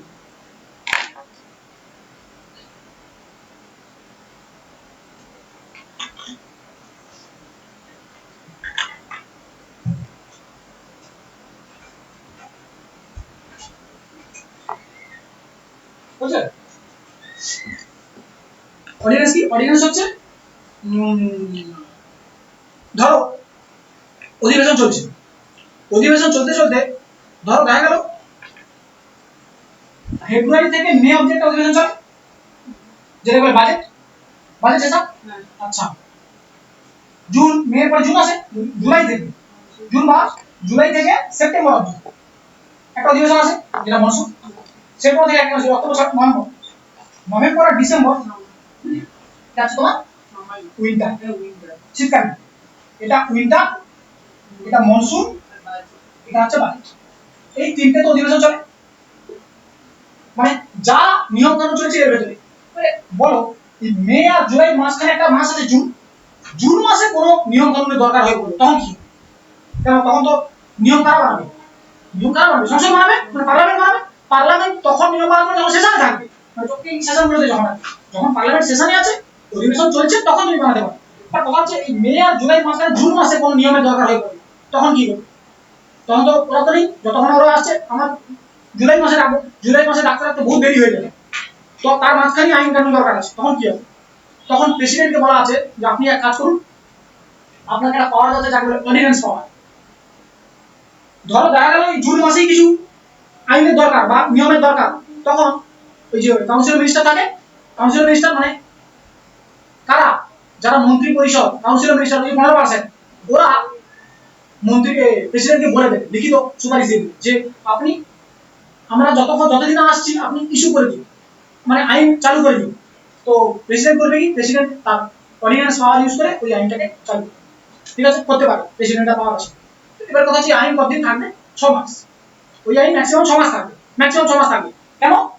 আমাকে তো 6 মাসের দরকার নেই না, জুনে শেষ হয়েছে, জুলাই থেকে সেশন বসে যাচ্ছে, তো ম্যাক্সিমাম 6 মাস টাইম দেওয়া আছে। যদি এই সেশনটাও না থাকে, পুরো সেশনটাই না থাকে, তাহলে করোনা সময়, তখন সেশন মাঝখানে করোনার সময় এই মনসুন সেশনই নেই, খুলে গেছে, সেশন বসেনি, কারণ ওই 1 মিটার ডিস্টেন্সে থাকতে হবে, তারপরে এই সমস্ত এই সমস্ত চক্করে পুরো মনসুন সেশনটাই দিয়ে দিতে হচ্ছে, মানে বসেনি সেশন।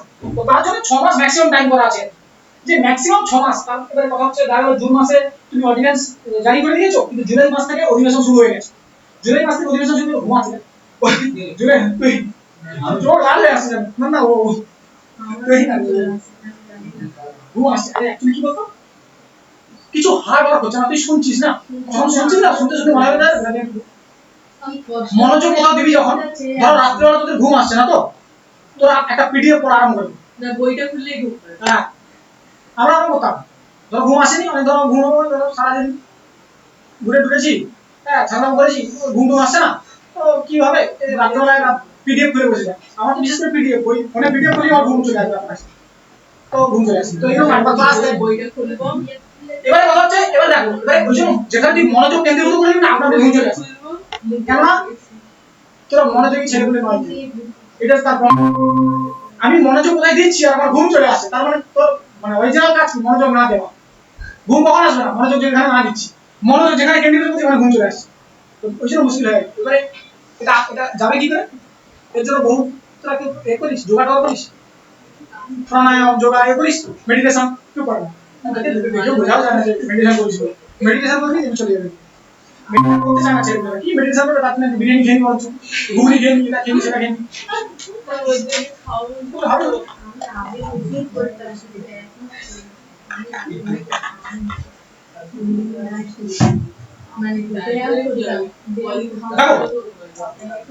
তাহলে দেখা অর্ডিন্যান্স কি দেখো, অর্ডিন্যান্স অর্ডিন্যান্স পাওয়ার বা অর্ডিন্যান্স পাওয়ার বা প্রেসিডেন্ট, এটা একটু লিখে রাখো, এটা কাজে লাগে।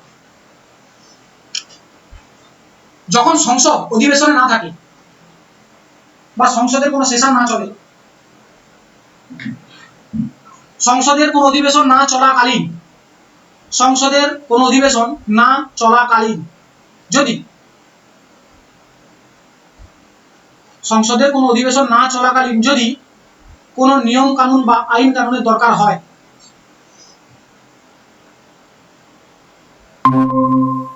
সংসদের কোনো অধিবেশন না চলাকালীন যদি কোনো আইন কানুনের দরকার হয় বা যদি কোনো আইনের দরকার হয়, ওই আইন মন্ত্রী পরিষদের সুপারিশে এট এ টাইম বলছি, এট এ টাইম লেখ, আমি ধীরে বলতে বলি ধীরে বলছি। ওই আইন মন্ত্রী পরিষদের সুপারিশে রাষ্ট্রপতি জারি করতে পারেন। ওই আইন মন্ত্রী পরিষদের সুপারিশে রাষ্ট্রপতি জারি করতে পারেন।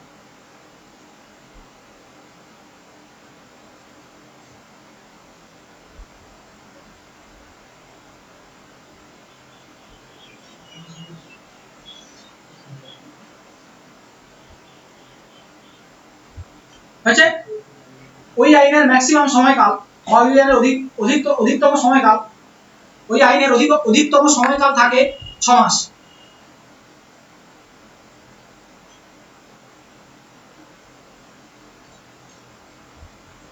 অধিকতম সময় থাকে 6 মাস। হয়েছে? পরের পয়েন্ট, 6 মাসের মধ্যে যদি সংসদের অধিবেশন শুরু হয়ে যায়, পরের পয়েন্ট, 6 মাসের মধ্যে যদি সংসদের অধিবেশন শুরু হয়ে যায়,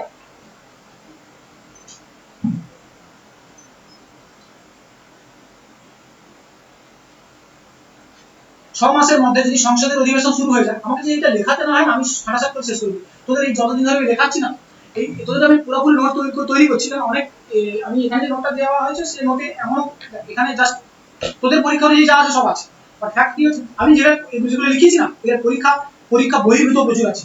মানে তুই এই পরীক্ষা না, আমাদের নর্মাল নয়, কোনো যদি ইম্পর্টেন্ট পরীক্ষা ডব্লিউবিএসসি দিতে চলে যাস না, তাহলে তুই আরামসে চাপ চাপ দিয়ে সেখানে এখান থেকে শুরু হয়ে যায়। যদি 6 মাসের মধ্যে যদি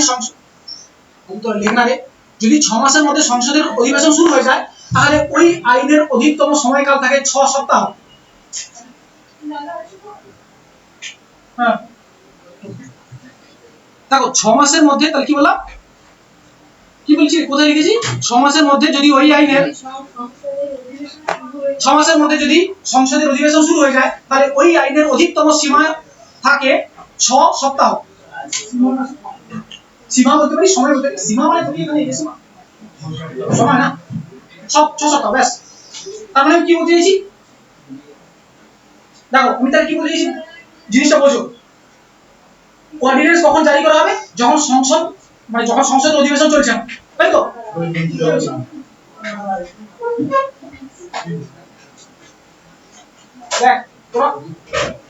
দেখো তার মানে অর্ডিন্যান্স কি বলতে চাইছে, অর্ডিন্যান্স বলতে চাইছে যে যখন সংসদের অধিবেশন চলছে না, তখন আমি যদি আইনের দরকার পড়ে যায়, তখন সেটা আইনটাকে জারি করতে পারে প্রেসিডেন্ট নিজের ইচ্ছে মতো জারি করে দিতে পারবে না, কিন্তু মন্ত্রী পরিষদ সুপারিশ করবে। কিন্তু তার জন্য এবারে কথা হচ্ছে, মন্ত্রী পরিষদ কি শুধু সংসদে চলাকালীন সুপারিশ করতে পারে না, সুপারিশ তো যখন ইচ্ছে করতে পারে। আজকাল তো ফোন আছে, ফোন করে বলে দেবে যে এটা না, তো এরকম বলা যায়। অ্যাকচুয়ালি ফোন না, লিখিত দিতে হয় যদিও। তো যাই হোক, বাট লিখিত সুপারিশ করবে মন্ত্রী পরিষদ কাকে, রাষ্ট্রপতিকে। কিসের জন্য, যে অর্ডিন্যান্স জারি করবে, এই আইনটা অ্যাকচুয়ালি আইনটা জারি করে দিবে। অর্ডিন্যান্সের কাছে একটা রাষ্ট্রপতির কাছে একটা পাওয়ার আছে, অর্ডিন্যান্স পাওয়ার, যে সেই পাওয়ার দ্বারা ওই আইনটা জারি করবে। ওই আইনটা কতদিন চলবে, 6 মাস, 6 মাস চলবে। এবারে কথা হচ্ছে 6 মাসের মধ্যে, 6 মাসের মধ্যে যদি অধিবেশন শুরু হয়ে যায়, এখানে দেখা জুন মাসে চালু হয়েছে, জুনের মাসে অধিবেশন বসে গেছে, তাহলে 6 মাস দরকার হচ্ছে। তাহলে যখন থেকে অধিবেশন চলবে না, তখন থেকে 6 সপ্তাহ টাইম দেওয়া হবে, যে 6 সপ্তাহের মধ্যে ওই আইনটা কি করবেন ভাবুন। ম্যাক্সিমাম 6 সপ্তাহ, 6 সপ্তাহের মধ্যে যদি ওদের মনে হয় যে আইনটা থাকবে, তাহলে পাস করো। আর যদি থাকবে আইন থাকবে না, তাহলে ছেড়ে দাও, আইন 6 মাসের মধ্যে শেষ হয়ে যাবে। আমরা তো তখন যদি মনে করে যে শেষ করে দেবো তখনই, তার জন্য বিল পাস করবো, শেষ হয়ে যাবে। বুঝতে পারলে? এটাই এইটুকু জাস্ট অর্ডিন্যান্স পাওয়ারটা লেখা আছে আমার কাছে। এই 123 নম্বর পরীক্ষা কি আছে, পরীক্ষায় ভালো রকম কোশ্চেন আছে। অর্ডিন্যান্স যদি ইম্পর্টেন্ট হয়ে যায়, অর্ডিন্যান্সের সময়সীমা কত অবধি থাকবে, ম্যাক্সিমাম 6 মাস। দেখো যদি তোমাকে বলে দেয় যে 6 সপ্তাহের কোশ্চেনটা যদি আসে, তাহলে সেটা তোমাকে কোশ্চেন বলে দেবে যে সংসদ চলাকালীন অর্ডিন্যান্স যদি জারি করা থাকে, সংসদ চলাকালীন কত সময়, তখন 6 সপ্তাহ। কিন্তু যদি কিছু না বলে, যে শুধু খালি বলে যে অর্ডিন্যান্সের সময়সীমা কত দিন, 6 মাস। অর্ডিন্যান্স কত নম্বর আর্টিকেল আছে, এবার কথা হচ্ছে এখানে গেল তোমার হচ্ছে, এইখানে শেষ হলো হচ্ছে তোর 100, মানে যেটা 52 নম্বর আর্টিকেল থেকে শুরু হয়েছিল, এটা 123, এখানে সেন্ট্রাল গভর্নমেন্ট শেষ। এবারে এটা সেন্ট্রাল গভর্নমেন্টের মানে পুরোটা শেষ না, এখানে সেন্ট্রাল গভর্নমেন্টের পার্লামেন্ট সংক্রান্ত যা ছিল শেষ। এইবারে সুপ্রিম কোর্ট আছে, সুপ্রিম কোর্ট যাবে হচ্ছে 147, তবে 148 থেকে 191 আছে হচ্ছে তোমার ক্যাক, দিলে পুরো সেন্ট্রাল গভর্নমেন্ট শেষ। সেন্ট্রাল গভর্নমেন্টের 3টে ভাগ, তার মধ্যে একটা ভাগ শেষ হলো, আর দুটো ভাগ ভুল করে শেষ হলো। এটাই সবচেয়ে বড়।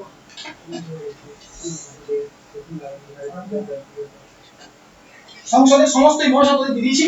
এবারে পরীক্ষা না সরি কোশ্চেন রাখ, যেখান থেকে কোশ্চেন পাবে পার্লামেন্টের কোশ্চেন সমস্ত কোশ্চেন সলভ করা হবে। কি কোশ্চেন পাচ্ছিস না এবার দেখ, ঠিক আছে? আর যা কোশ্চেন পাচ্ছিস না আমাকে বলো, আর বাদ বাকি যা কোশ্চেন 95% কোশ্চেন তোর হয়ে যাবে যদি করিস তো। 5% কোশ্চেন আছে যেগুলো হবে না আমি জানি, কারণ 5% কোশ্চেন তোমাদের হয় আমি পড়াই 5% কোশ্চেন এই পরীক্ষার জন্য না, এই পরীক্ষার জন্য যা কোশ্চেন আছে সব 100% এবারে বলো, এবারে 124 নম্বর আছে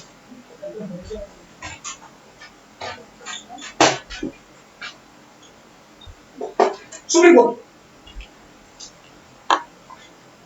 আমাদের দেশে একটা সুপ্রিম কোর্ট আছে, সুপ্রিম কোর্ট মানে সর্বোচ্চ ন্যায়ালয় বা উচ্চ আদালত বলতে পারিস, সর্বোচ্চ ন্যায়ালয় বলতে পারিস।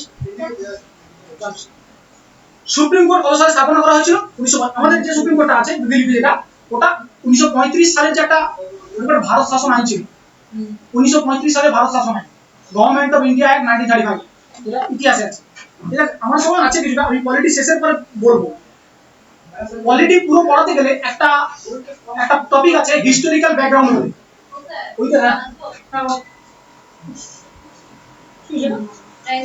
আচ্ছা আচ্ছা তো খা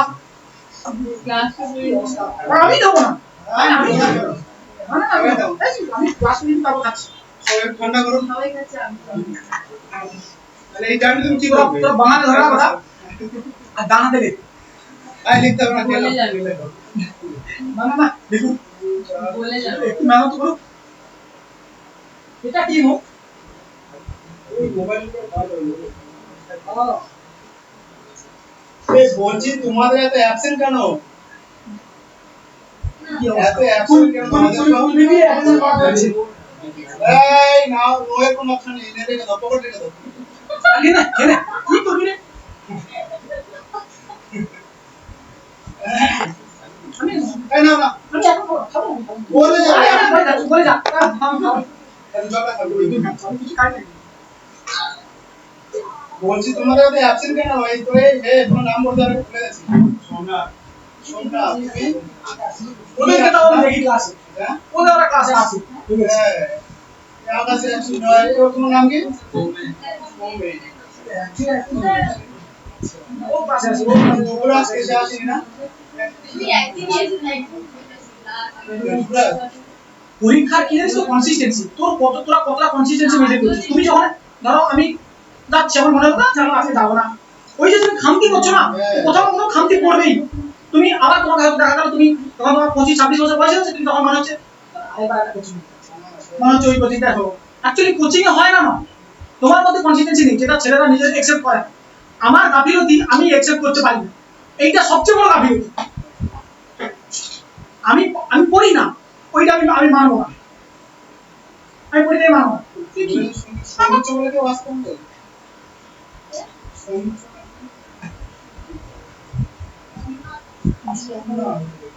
শোনা তো না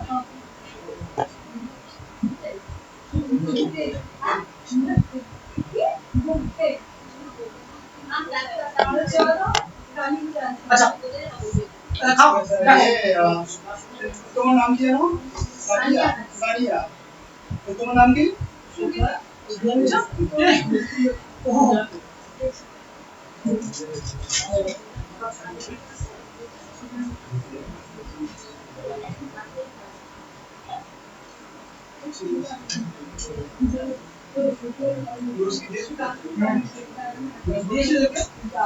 না হ্যাঁ সেসব বলে দিয়েছি আমি, শুধু এখন দেখিয়ে দিতে পারবো একটুখানি দেখেছিলাম এখন কাজটা করে দিতে হবে না জেরক্স গুলো তো আগে জেরক্স আছে একটা আমাকে কত বলেছি ক্লাস করতে ক্লাস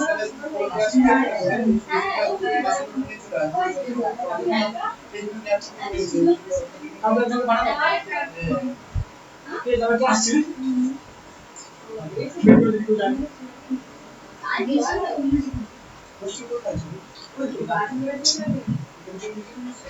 শুরুটা দেখি না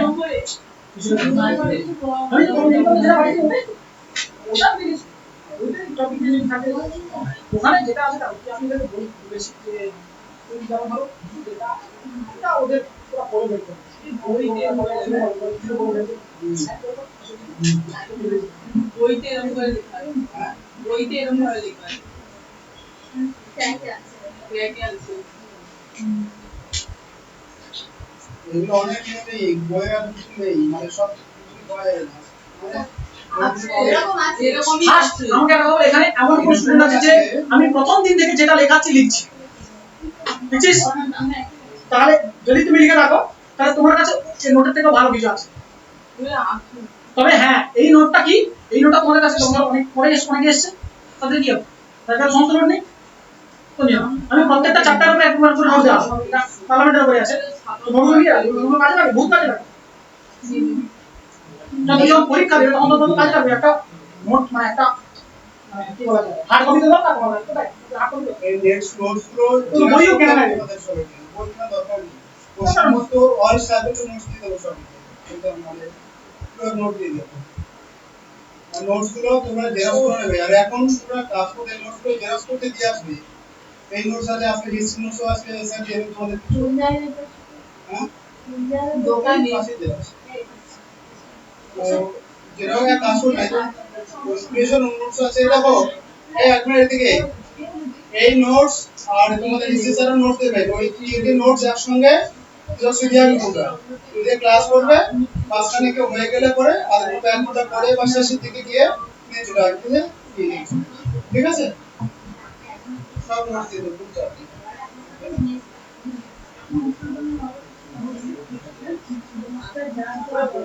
সব শেষ হলো, আরাম से खा जल्दी खा।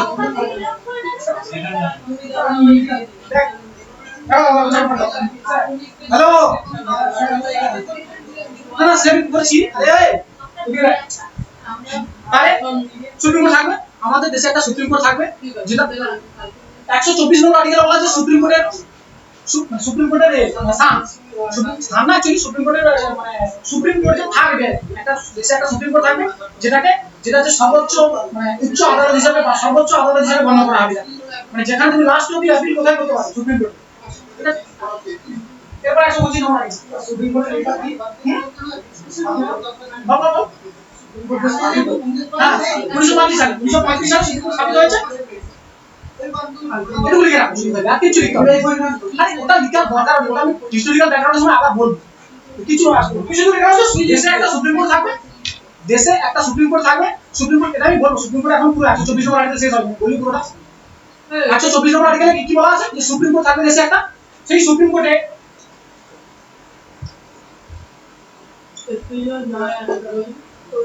এটা 125 নম্বর আর্টিকেল শুনে 124 নম্বর আর্টিকেলই বলছি 33+1 মানে প্রায় 34টা জাজ থাকবে, 33+1 কিনা লিখেছি 33 জন নরমাল জাজ সুপ্রিম কোর্টের জাজ, একজন হচ্ছে চিফ জাস্টিস অফ ইন্ডিয়া বা মুখ্য বিচারপতি, ভারতের মুখ্য বিচারপতি, মানে 33 জন থাকবে হচ্ছে তোমার জাজ আর প্লাস একজন যেটা তিনি থাকবে হচ্ছে চিফ জাস্টিস অফ ইন্ডিয়া, ঠিক আছে?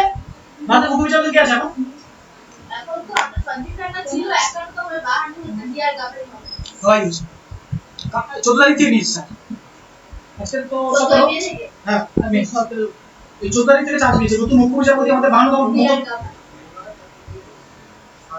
ভূষণ রামকৃষ্ণ গাভাই আমাদের এখন মুখ্য বিচারপতি আছে বি আর গাভাই বুঝলে 52, ঠিক আছে? তো এবারে বলো পুরো সুপ্রিম কোর্টে তাহলে কটা বিচারপতি আছে টোটাল?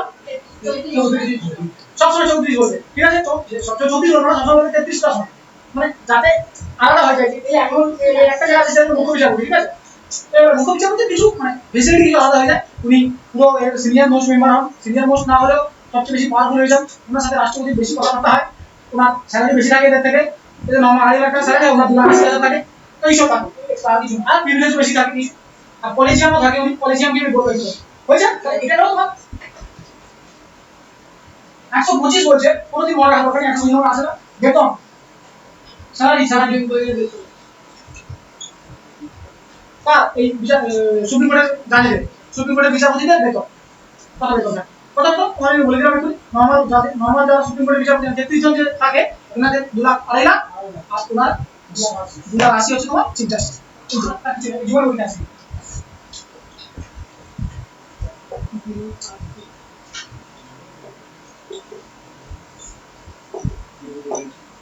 Acting chief justice. দেখুন লিখে নাও। এরকম কি অ্যাক্টিভ প্রেসিডেন্টের কত হ্যাঁ হ্যাঁ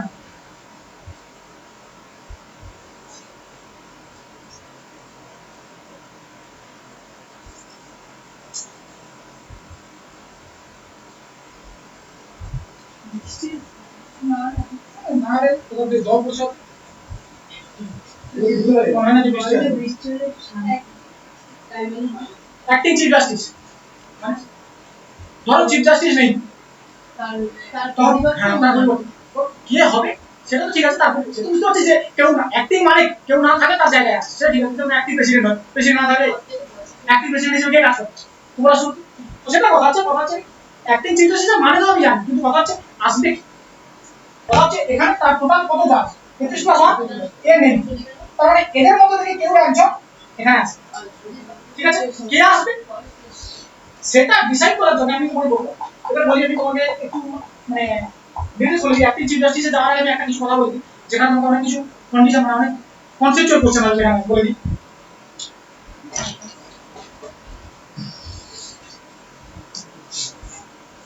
সুপ্রিম কোর্টে জাজ হতে গেলে কি যোগ্যতা লাগে? এটা জানো সুপ্রিম কোর্টে জাজ হতে গেলে কি যোগ্যতা লাগে? ফার্স্ট তো ভারতের সিটিজেন হতে হবে, লাভজনক হলে আরে ওসব লাভজনক থাকে কিছু আছে, বাট কথা হচ্ছে ওগুলো না, মেইনলি ওই লাভজনকের পদ এখানে অ্যাপ্লিকেবল না। লাভজনক পদ থাকলে যদি কথা হচ্ছে সুপ্রিম কোর্টের জাজ হতে গেলে কি করতে হবে? ফার্স্টে তোমাকে ভারতীয় সিটিজেন হতে হবে, সেটা সবাই জানে, সবার ক্ষেত্রে হয়, ওটা আমি বলছি না। আর কথা হচ্ছে যেটা লিখতে হবে সেটা হচ্ছে এটা কনসেপ্টের কোশ্চেন আছে বলতে। হ্যাঁ এটা 124 নম্বর আর্টিকেল আছে, সব 124 নম্বর আর্টিকেল লিখবে, কিন্তু আমি যা বলবো এখন 124 নম্বর আর্টিকেল। হ্যাঁ 26 পর্যন্ত চলে এলাম। আরে বাবা ওখানে আমাকে বলতে মানে তোকে লিংক করতে হচ্ছে না যে আমি 126 নম্বর আর্টিকেল অ্যাক্টিং চিফ জাস্টিস বলবো। অ্যাক্টিং চিফ জাস্টিস হতে গেলে চিফ জাস্টিস তো আগে হোক, তারপর অ্যাক্টিং চিফ জাস্টিস কোয়ালিফিকেশন গেল। সুপ্রিম কোর্টের বিচারপতি হতে গেলে, সুপ্রিম কোর্টের বিচারপতি হতে গেলে যেসব যোগ্যতার প্রয়োজন তা হলো, বলে 1 নম্বর পয়েন্ট, সুপ্রিম কোর্টের বিচারপতি হতে গেলে যেসব যোগ্যতার প্রয়োজন তা হলো, ঠিক আছে আমরা অন্য এটা দিদি এক্সাক্ট। সুপ্রিম কোর্টের বিচারপতি হতে গেলে বুঝে, সুপ্রিম কোর্টের বিচারপতি হতে গেলে যে যোগ্যতা প্রয়োজন, যেসব যোগ্যতার প্রয়োজন তা হলো 1 নম্বর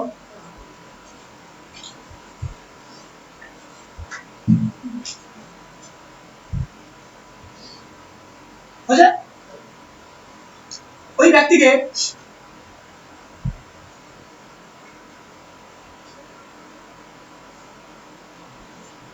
হাইকোর্টের উকিল হিসেবে, ওই ব্যক্তিকে হাইকোর্টের উকিল হিসেবে 10 বছর প্র্যাকটিস করতে হবে। ওই ব্যক্তিকে হাইকোর্টের উকিল হিসেবে 10 বছর প্র্যাকটিস করতে হবে।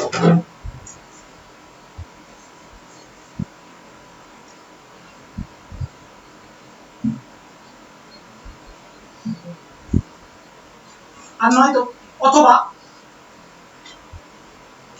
2 নম্বর পয়েন্ট, অথবা দিয়ে তারপর 2 নম্বর পয়েন্ট, এগুলো প্রত্যেকটা একটা সিঙ্গেল সিঙ্গেল, ঠিক আছে। হয় এটা নয় ওটা, নয় ওটা, এরকম আর তাহলে হয় তোমাকে সুপ্রিম কোর্টের হাইকোর্টের উকিল হিসেবে 10 বছর প্র্যাকটিস করতে হবে। সেকেন্ডটা ওই ব্যক্তিকে হাইকোর্টের জাজ হিসেবে 5 বছর প্র্যাকটিস করতে হবে। কেন আমি এখানে আলাদা করে লেখা দেখা মানে আমাকে 126 করার পরে কেন এখানে লেখাটা তুমি বলছিলাম, হ্যাঁ হাইকোর্টের জাজ হিসেবে 5 বছর প্র্যাকটিস করতে হবে। হয় তুমি হাইকোর্টের উকিল হিসেবে 10 বছর ছিলে, আর নয়তো তুমি হাইকোর্টের জাজ হিসেবে 5 বছর ছিলে, ঠিক আছে। অথবা ওই ব্যক্তিকে হাইকোর্টের জাজ হিসেবে 5 বছর প্র্যাকটিস করতে হবে, প্র্যাকটিস করে থাকতে হবে।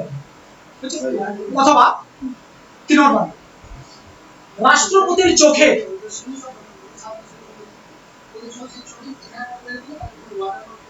অথবা 3 নম্বর পয়েন্ট রাষ্ট্রপতির চোখে একজন আইন বিশেষজ্ঞ হতে হবে। রাষ্ট্রপতির চোখে একজন আইনি বিশেষজ্ঞ হতে হবে।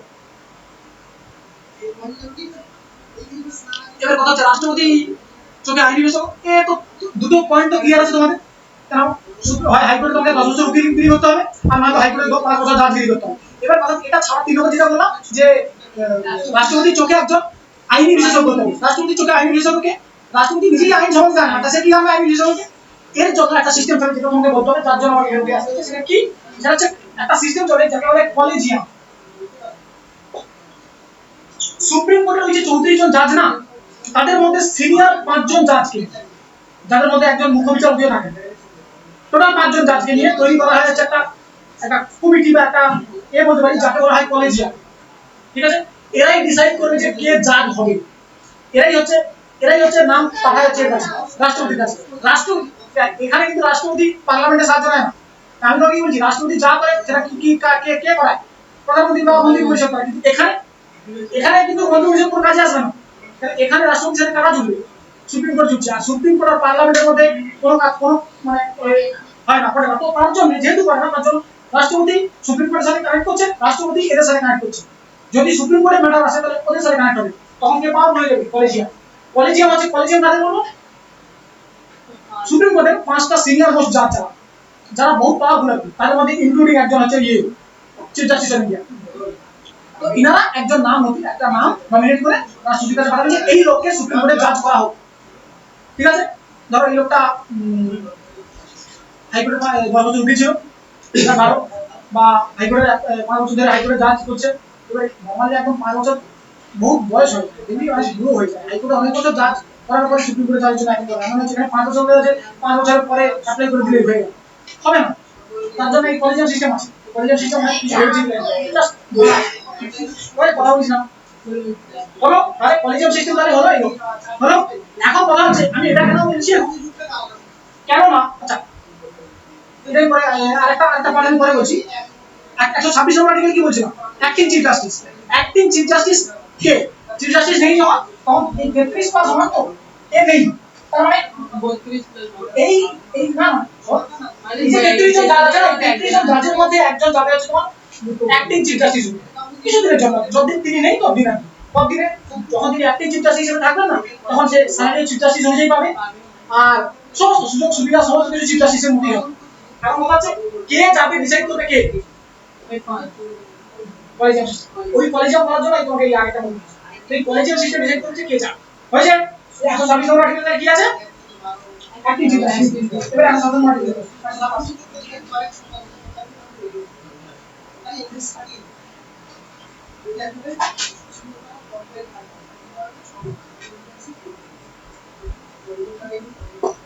অ্যাডহক জাজ।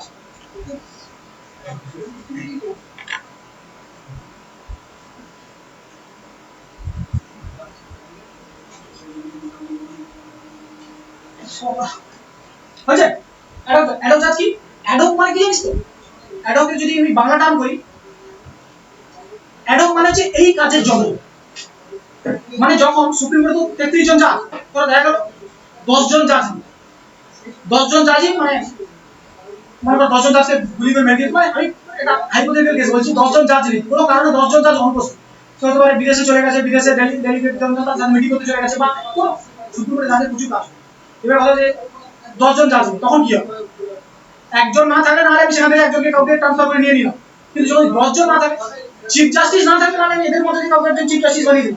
একজনকে যখন চিফ জাস্টিস বানিয়েছি, একজন তখন ফাঁকা হয়ে যাচ্ছে, মানে টোটাল তখন 33 জন আছে, একজন চিফ জাস্টিসের কাজ করছে, তার মানে 32 জন আছে। তার মানে একটা তো খালি আছে, একটা খালি থাকলেও আর নয়তো মনে করো 4-5 জন খালি হয়ে গেছে, বা 10 জন খালি হয়ে গেছে, কোথাও গেছে, তাদের কিছু কাজ আছে, তখন কি হচ্ছে? সুপ্রিম কোর্টের জায়গা তো ফাঁকা, তখন হায়ার করা হবে অ্যাডহক জাজ। অ্যাডহক জাজ তাদের বলে, অ্যাডহক জাজ মানে অস্থায়ী জাজ। তারা আসবে, কোথা থেকে আসবে এর পরে বলছি, হাইকোর্ট থেকে আসবে, বিভিন্ন রাজ্যের হাইকোর্ট থেকে আসবে। এবারে হাইকোর্ট থেকে আসবে, তারা যতদিন ওরা নেই ততদিন এরা সুপ্রিম কোর্টে জাজের মতো কাজ করবে, তারপর ওরা চলে এরা আবার চলে আসবে। এই টাইপের যে জাজগুলো অ্যাডহক, কিছু সময়ের জন্য করা হয়। অ্যাডহক মানে হচ্ছে না অস্থায়ী নয় বা কিছু সময়ের জন্য, অ্যাডহক মানে হচ্ছে এই কাজের জন্য। কোন কাজের জন্য নেওয়া হচ্ছে? যে সুপ্রিম কোর্টের জাজ নেই, তাদের কাজের জন্য তোমাদের নেওয়া হচ্ছে। তারা যখন চলে আসবে কাজ শেষ, তখন চলে আসবে। অ্যাডহক মানে হচ্ছে কোশ্চেন জিজ্ঞেস করা। আমি অ্যাডহকের এত কেন জোর দিচ্ছি? কোশ্চেন জিজ্ঞেস করছি, অ্যাডহক মানে কি? অপশন কি আছে? অস্থায়ী, এই কাজের জন্য, এরকম আছে। লোক অ্যাডহক মানে কি জানিস? অস্থায়ী। অর্থাৎ অস্থায়ী মেরে চলে আসে, কিন্তু অ্যাকচুয়ালি অ্যাডহক মানে অ্যাডহকের অরিজিনাল মানে অস্থায়ী নয়। অ্যাডহক মানে হচ্ছে এই কাজের জন্য। বুঝতে পেরেছো? তো এখন কোথা থেকে আসে? হাইকোর্ট থেকে আসে। এবার কথা হচ্ছে কোন হাইকোর্ট থেকে আসবে? কে ডিসাইড করবে? না, প্রেসিডেন্ট ডিসাইড করবে। কলেজিয়াম তো জানে না যে কোন হাইকোর্টে কাজ ফাঁকা আছে। কলেজিয়াম করবে কি জানিস? কলেজিয়াম প্রেসিডেন্টকে বলবে যে আমাদের ফাঁকা নেই, আপনি পুরো ভারতে ছড়িয়ে দিন কোন কোন হাইকোর্টে ফাঁকা জাজ আছে আসতে বলুন। এবারে প্রেসিডেন্ট বলবে যে ধরো আমাকে কলকাতা হাইকোর্টকে বলো, গুয়াহাটি হাইকোর্টকে বলো, এলাহাবাদ হাইকোর্টকে বলো, বিভিন্ন কত রাজ্যের হাইকোর্ট আছে, হাইকোর্টকে বলো। এখন কথা হচ্ছে হাইকোর্টের কাছে এটা পাওয়ার আছে, সে জাজ দেবে কি দেবে না। তার যদি জাজ মনে হয় যে জাজ দেওয়া আমার দেওয়া না করতে পারে, কিছু করতে পারবে না। কিন্তু কেন সুপ্রিম কোর্ট যেমন একটা নিজে না স্টেট, হাইকোর্ট স্টেট, হাইকোর্ট নিজে নিয়ম আছে, হাইকোর্টে না করতে পারে, কিছু আসে আমার জাজ নেই, আমি তোমাকে আবার করতে জাজ দেবো। আমার কাছে জাজ থাকলে এক্সট্রা থাকলে তবেই না দেবো, কথা হচ্ছে দেবেন তো আছে কাণ্ড। তো এবারে কথা হচ্ছে একটা কোর্ট থেকে ওই 10টা জাজ তুলে নিতে পারে, বা বিভিন্ন কোর্ট থেকে বিভিন্ন কোর্ট থেকে তুলতে পারে। আর যদি সব কোর্টই না করে দেয় যে পেলোই না টোটালি, তখন কি হবে? পেয়ে গেলে তো ভালো কথা, পেয়ে গেলে তো ঠিক আছে চলে গেল। যদি না পায় তখন কি হবে?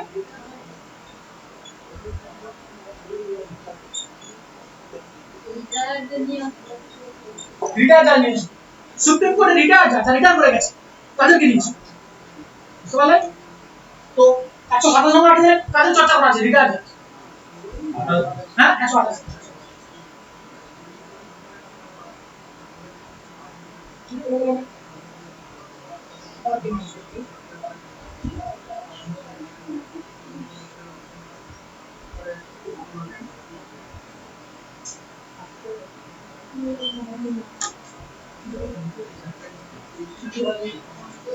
আমারটাও শেষ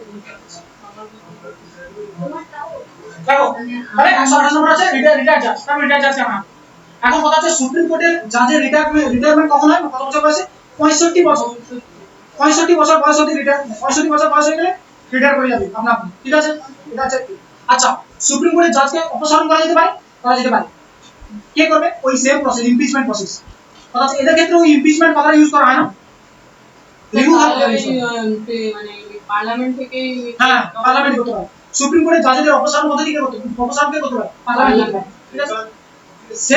সেমই প্রসেস ইউজ করা হয় যাদের যেভাবে রাষ্ট্রপতিকে ইমপিচ করা হয়, শুধু খালি ইমপিচমেন্ট কথাটা ইউজ করা হয়। মানে রাষ্ট্রপতি যা প্রসেস সেম প্রসেস সুপ্রিম কোর্টে জাজের। তো সুপ্রিম কোর্টে কোন সময় শুনেছি সুপ্রিম কোর্টে জাজকে অপসারণ করে, কোনদিন অপসারণ করা হয়? তো অত মাথা খারাপ করবে কি? এদের বহুত পাওয়ারফুল পদে না সুপ্রিম কোর্ট জাজেদের কি আমার মন্ত্রী পাওয়ারফুল হয় কিন্তু 5 বছরের জন্য, এ 65 বছর বয়স। ওকে আর সুপ্রিম কোর্টে জাজ হতে গেলে এমনি কি দেখ না, কোন সুপ্রিম কোর্টে জাজকে যে যুবক ইয়ং দেখেছিস? সব বলি কেন অনেক হয়েছে না, সুপ্রিম কোর্ট জাজ হতে প্রচুর অভিজ্ঞতা দরকার। অভিজ্ঞ হয়ে গেছে যাওয়ার পর তারপরে সুপ্রিম কোর্টের জাজ হবে। কত বছর উকিল ছিল, বা হাইকোর্টের জাজ অনেক বছর ছিল, কারণ 5 বছর আমি লিখে দিয়েছি, তারপরে এই না যে 5 বছর একদম দ্বিতীয় 5 বছর না, 25-30 এরকম করে বছর, হ্যাঁ 1 বছর ধরে, হ্যাঁ মিনিমাম হচ্ছে, তারপরে জাজ হচ্ছে সুপ্রিম কোর্ট।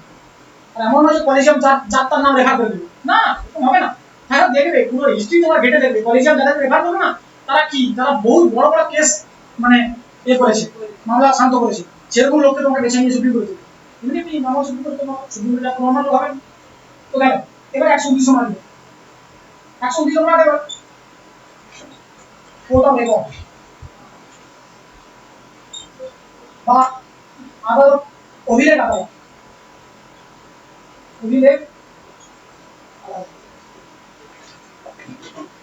এগুলো এই ইংলিশ নামগুলো এটা ইংলিশ নামগুলো যদি এমন কিছু নয়, এখন আছে খুব কঠিন টেকনিক্যাল নাম মনে থাকবে না, তেমন কিছু না। কোর্ট অফ রেকর্ড টেকনিক্যাল নাম একটু হই না, তার জন্য ইংলিশ হয়ে গেল। কোর্ট অফ রেকর্ড কি? কোর্ট অফ রেকর্ড হচ্ছে কি জানিস তো? ধরো আজকে বলে দিল যে যারা সরকারি চাকরি করছে তারা যদি কাউকে তারা যদি মানে কোনো পয়সা সংক্রান্ত কিছু মানে আইন কানুনে ধরা পড়ে তাহলে তাদের কোনো শাস্তি হবে।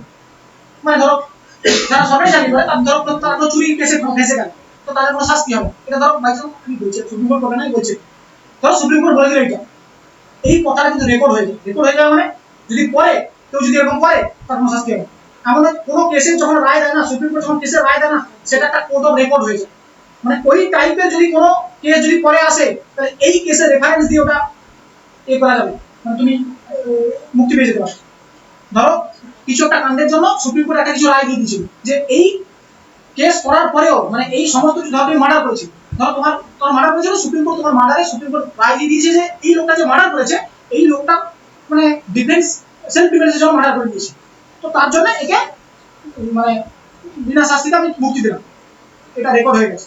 এরপর যদি কেউ যদি মার্ডার করে না, আর সেই মার্ডারটা যদি তার উকিল যদি প্রমাণ করে দেয় যে সেলফ ডিফেন্সের জন্য মার্ডার করেছে, তাহলে সে যদি ইচ্ছে করে মার্ডার করে থাকে আর তার উকিল যদি প্রমাণ করে দিতে পারে যে সেলফ ডিফেন্সের জন্য মার্ডার করেছে, হ্যাঁ করেছে মার্ডার করেছে, কিন্তু সে করেছে কিন্তু ইচ্ছা করে, কিন্তু তার উকিল প্রমাণ করে দিয়েছে সেলফ ডিফেন্সের জন্য, তাহলে এই এই এই যে ধরো এটা 2020 সালে মানে এটা যে রায়টা দিয়েছিল, এই রায়ের উল্লেখ করে না জাজকে দেখিয়ে দেওয়া হয়েছে, দেখুন 2020 সালের একটা রায়তে আপনি সুপ্রিম কোর্টে বলেছিল যে সেলফ ডিফেন্সের মার্ডার হলে তাকে মুক্তি দেওয়া যাবে, তাহলে ক্লায়েন্টকে মুক্তি দিন, মুক্তি দিতে বাধ্য, কিছু করার নেই। এই জন্য এই যে সুপ্রিম কোর্টের প্রত্যেকটা কথা হচ্ছে কোড অফ রেকর্ড, এই কোড অফ রেকর্ড মানে নজির নজির বলে না, যদি পেপারে হেডলাইন মানে যে এমন কোন শাস্তি দিন যেটা নজির হয়ে গেছে, ধরো একটা রেপ কেসের ওই অপরাধীকে এমন ভাবে শাস্তি দিন যেটা একটা নজির হয়ে যায়, মানে রেকর্ড হয়ে যায়। আর সুপ্রিম কোর্টের প্রত্যেকটা কথা তার রেকর্ড, ওই জন্য দেখবি কোনো সময় না জাজকে তুমি উকিল একটা বই নিয়ে দেয়, দেখুন উকিল কোনো সময় উকিলের চেম্বারে যাবে দেখুন প্রচুর বই থাকে, ঠিক আছে, বইতে কিছু লেখা নেই, দেখবি নর্মাল লাল কালারের একটা বই ধরো বা হরেন কালারের বই, সেখানে লেখা আছে সাল লেখা আছে 2015 2016 2017 ওগুলো দিয়ে নিস কিছু না, 2015 সালে যত কেস হয়েছে না সব কেসের রায়, 2016 সালে যত কেস সব রায় সব সময় পড়তে আসো ওগুলো, এই কোথায় কি হয়েছে এই টাইপের হলে কি হয় এই টাইপের সমস্ত হয়। তো supreme court court of record হিসেবে কাজ করে, মানে সুপ্রিম কোর্টের প্রত্যেক কথা একটা করে রেকর্ড, একটা করে নজির, ঠিক আছে, সেই নজির দিয়ে তুমি চালিয়ে দিতে পারো, কোনো তার জন্য সংবিধানের দরকার নেই, সংবিধান কি হচ্ছে তার জন্য দরকার নেই, সুপ্রিম কোর্টের প্রত্যেকটা কথা রেকর্ড, বুঝছো না, একটা পাওয়ারফুল হয়েছে সুপ্রিম কোর্ট হয়েছে, এগুলো তোমরা ডিরেক্ট মনে রাখবে। 124 নম্বর থেকে সুপ্রিম কোর্ট, 25-এ দরকার নেই সারা দিন, 26-এ কোথায় গেল, হ্যাঁ 26-এ কি আছে acting chief justice, acting chief জাস্টিসের পরে কি চিফ জাস্টিস যদি না থাকে, চিফ জাস্টিস না থাকে অ্যাক্টিং চিফ জাস্টিস, সুপ্রিম কোর্টের টোটাল জাজ না থাকে অ্যাডহক জাজ, এটা আছে কি যে 28-এ, তারপরে 28-এ কি অ্যাডহক জাজ যদি মানে না পাই তাহলে কি রিটায়ার্ড জাজ, তো ডাইরেক্ট নয় লিঙ্ক বাই লিঙ্ক মনে রাখ দেখবি সমস্ত আর্টিকেল মনে থাকে, তবে রিটায়ার্ড জাজের পর বিশেষ তবে করবে মানে সুপ্রিম কোর্টের প্রত্যেকটা কথা রেকর্ড হয়ে যাবে বা অভিলেখ হিসেবে থাকে, ঠিক আছে, এগুলো তোমরা লিখতে পারো, আমি লিখাচ্ছি না, সুপ্রিম কোর্টের প্রত্যেকটা কথা রেকর্ড হয়ে থাকে, এই কথাগুলো লেখা যায়, আমি লেখাচ্ছি বোঝা পড়া যাবে শেষ করতে শেষ করতে হবে।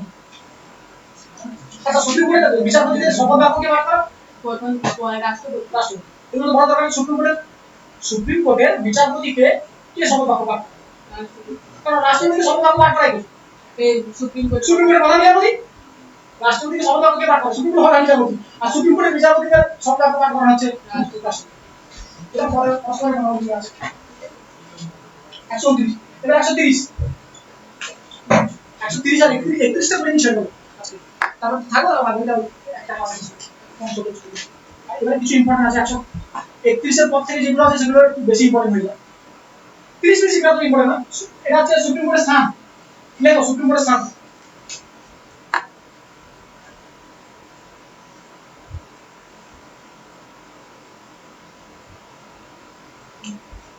সুপ্রিম কোর্টে আছে দিল্লিতে। এবার কথা হচ্ছে ধরো তামিলনাড়ুর কোনো ব্যক্তি এই তামিলনাড়ু কোথায় অ্যাপ্লাই করবে যদি তার কোনো মানে দরকার হয় সে তামিলনাড়ু হাইকোর্টে অ্যাপ্লাই করবে, এখন কথা হচ্ছে তামিলনাড়ু হাইকোর্টে সে ভিসা দেয় না, তাকে অ্যাপ্লাই করতে কোথায় যেতে হবে দিল্লিতে, ওখানে আসামে কেউ একজন ছিল সে কোথায় অ্যাপ্লাই করে আছে গুয়াহাটিতে, সে পেল না সে কোথায় আছে এত বড় ভারত, এবার ভারত একটা গরিব লোক সে পায় এবং দিল্লিতে, তার মানে এমন না যে কোর্টে গেলাম আমি ভাট করে কাজ হয়ে গেল জানো না, তো প্রবলেম হবে, মানে উচিত কি উচিত সুপ্রিম কোর্টের আরেকটা ব্রাঞ্চ সাউথ ইন্ডিয়ার জন্য খুলে দাও, একটা সুপ্রিম কোর্টের ব্রাঞ্চ এখানে কোথায় আমাদের খুলে দাও, যারা এখানে সাইডে আছে যারা আসাম মানে 7 স্টেট যারা আছে তারা 7 সিস্টার যারা আছে তারা এবং পশ্চিমবঙ্গ বিহার থেকে না বিহার থেকে দিল্লি থেকে যা আমাদের কলকাতা চলে আসা সোজা, তো তার জন্য তারা এখানে অ্যাপ্লাই করুন, সাউথে যারা আছে তারা বেঙ্গালুরু হয়তো অ্যাপ্লাই করুন, আর নর্থে যারা তারা দিল্লিতে করুন, আর এখানে ধরো আমার টোটাল এখন যা আছে 34 জন, তো এখানে টোটাল 50 করলাম, এখানে 35 করলাম, এখানে 10 করলাম, এখানে 5 করলাম, করা যায় কোন কিন্তু এটা করবে কে কি করতে পারে এটা পার্লামেন্ট করবে, পার্লামেন্ট জানে পার্লামেন্টের ভারী জোরে কথা ক্ষমতা কার আছে সুপ্রিম কোর্ট কোন নিজে নিজে কেন মাথায় লাইন মেরে দিচ্ছে সে তো জানে যে আমি যদি 50টা জাজ করে নিই না, এই 33টা জাজ আমাদের কোনো কথা শোনে না, 34টা জাজ, তো 50টা জাজ আরো কোনো কথা শোনে, ব্যালেন্স করে চলে না, টোটাল সংবিধানকে ব্যালেন্স করছে এরাই। যদি সুপ্রিম কোর্টের পাওয়ার কমিয়ে দেওয়া হয় না, এরা মাথা কাণ্ড আরম্ভ করে দেবে, করাপশন হু করে বেড়ে যাবে। দেখবি সব মন্ত্রীকে কিছু না কিছু ভয় পেছন করতে হয়, আর কিছু করতেই ভয়, কোর্টেই সব ঠান্ডা। আর তোমার কোর্টেরও ক্ষমতা নেই, কোর্টের বাইরে বেরোলে জাজের ক্ষমতা শেষ, মানে কোর্টের বাইরে বেরোলে মানে ওর পাওয়ার আছে, বাট তোদের পার্লামেন্টে তুমি ভেতরে কিছু বলতে পারবে, পার্লামেন্টের মন্ত্রী যা করবে কিছু মেনে কিছু করার নেই। হ্যাঁ, সংবিধান বহির্ভূত যদি কিছু কাজ করে দেয় তখন তুমি কাজ করতে পারবে, যখন আমরা সংবিধানের ভেতরে এসে কাজ করতেছি কথা হচ্ছে। আর সে তো সংবিধানের বহির্ভূত কোনো কাজ করবেই না, কারণ তার কাছে পুরো মিনিস্ট্রি আছে যেখানে আইএএস আইপিএস এসব ভরা আছে, তারা তো তার কোনো উকিল থেকে কম নাকি, এই কাণ্ড হয়েছে। এই জন্য ব্যালেন্স করে চলে। তো তার জন্য সুপ্রিম কোর্টের স্থান এখন তো দিল্লিতে আছে, কিন্তু রাষ্ট্রপতি চাইলে তার ব্রাঞ্চ খুলতে পারে, যত ইচ্ছে জায়গায় ব্রাঞ্চ খুলতে পারে, কিন্তু কথা খোলা উচিত আছে, এখন খোলা উচিত আছে। তো আমরা একটা বেঙ্গলের একটা এখানে ব্রাঞ্চ খুলি, একটা বেঙ্গলের একটা কলকাতায় ব্রাঞ্চ খুলি, আর সুপ্রিম কোর্টের জাজের সংখ্যা কিছু বাড়ে, সুপ্রিম কোর্টের জাজের সংখ্যা বাড়িয়ে দিলে একটা কাজ কি হবে, এত কেস পেন্ডিং আছে না কিছুটা কমবে। তোমরা ভেবো না যে ধরো একটা কোনো কেস হলো না, এই যে অ্যাপিল করে না, ধরো ডিস্ট্রিক্ট কোর্টে কোনো কেস হলো, সেটাকে অ্যাপিল করতে কোথায় পারবে, তুমি ডিস্ট্রিক্ট কোর্ট থেকে হাইকোর্টে যেতে পারবে, হাইকোর্ট থেকে সুপ্রিম কোর্টে যেতে পারবে।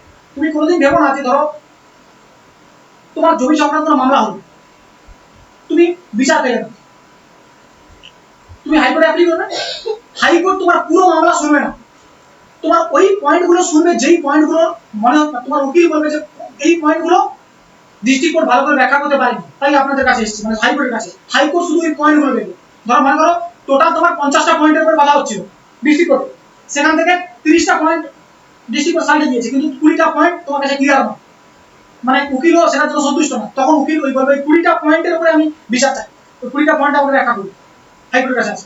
যদি 20টা পয়েন্ট তোমার পরে হয়ে যায় তাহলে তুমি জিতে গেলে, হাইকোর্টে এসে ওখানে হেরে গেছে ভালো, এখানে জিতে যাবে। আর যদি মনে হয় যে 20টা পয়েন্টের ধরো 10টা পয়েন্ট দেখলো হাইকোর্ট, বা 5টা পয়েন্ট কি 6টা পয়েন্ট বা 15টা পয়েন্ট দেখলো, 15টা পয়েন্ট দেখলো আর 5টা পয়েন্ট তোমার বিরুদ্ধে চলে, তুমি হেরে গেলে, হাইকোর্ট তখন তুমি সুপ্রিম কোর্টে আবার অ্যাপ্লাই করবে যে ওই যে 5টা পয়েন্ট ছেড়ে গেছে, 5টা পয়েন্ট আমার বলছে, সুপ্রিম কোর্ট চলে যাবে, সুপ্রিম কোর্ট ডিরেক্ট ওই 5টা পয়েন্ট দেবে, পুরো কেস দেখবে না তোমার, পুরো যত তুমি মানে কেসকে যত তুমি টেনে লিজিটে ছেড়তে পারো সেটা কোথায় করবে, ডিস্ট্রিক্ট কোর্টে। সুপ্রিম কোর্টে নয়, সুপ্রিম কোর্টে কি, সুপ্রিম কোর্টে একটা ডেট কেস শেষ, ডিস্ট্রিক্ট কোর্টে জানা বছরের পর বছর কেস। আমার বাড়ির একটা জমির কেস আছে, আজকে 7 বছর চলছে, কোর্টে ডেট পড়ে বাবা চলে আসে, চলে গেল, শুনে ওই পক্ষে বেরিয়ে এলো না, সেই পক্ষে বেরিয়ে এলো না, খুব প্রবলেম। তো আসেন, হ্যাঁ ইচ্ছে করে আসে না, তো এই সময় তো এবারে কথা হচ্ছে এই সমস্ত কিছু যখন দেখা যাচ্ছে তোমার মানে সাক্ষ্য প্রমাণ কম আছে না, তখন সে একটু ডিলে করবে, তো এই জন্য এরকম ইস্যু করে। আর তুই যা কাণ্ড তুমি ডিস্ট্রিক্ট কোর্টে করে, হাইকোর্টেও একটু কম সময় লাগে, সুপ্রিম কোর্টে আরো কম সময় লাগে, একটা ডেটিং শেষ হয়ে যাবে, কারণ সুপ্রিম কোর্টে কাজের লোড বেশি। তো যেহেতু কাজের লোড আছে তার জন্য 2-4টে ব্রাঞ্চ বাড়িয়ে দাও, তাহলে কি যায় আসে, প্রেসিডেন্টকে কি করতে, প্রেসিডেন্টকে শুধু একটা বিল তো পাস করতে হবে, প্রেসিডেন্টকে বিল পাস করতে পারবে বলবে কি পার্লামেন্ট, এটা বলবে না সুপ্রিম কোর্ট জাজ বাড়িয়ে দিলে প্রবলেম হয়ে যাবে ওদের, বুঝছেন না। তো 130 নম্বর আর্টিকেল কি আছে, সুপ্রিম কোর্টের স্থান লিখেছো তোমরা, সুপ্রিম কোর্টের স্থান বলে, ঠিক আছে এইরকম থাকে কি, 130 এর অরিজিনাল জুরিসডিকশন আছে, মানে বড় হবে বা জেরো সমান মানে খোলা আছে, তোরা কেউ একজন যা যারা জেরো দাটা করে নি,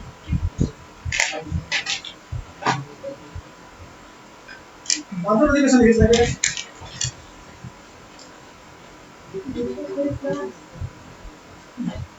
তোরা জেরো করে নিয়ে আসার পর এই যে বাদল অধিবেশন যেটা আছে এটাকে মনসুন অধিবেশন করবি বা বর্ষাকালীন অধিবেশন করবি, ঠিক আছে।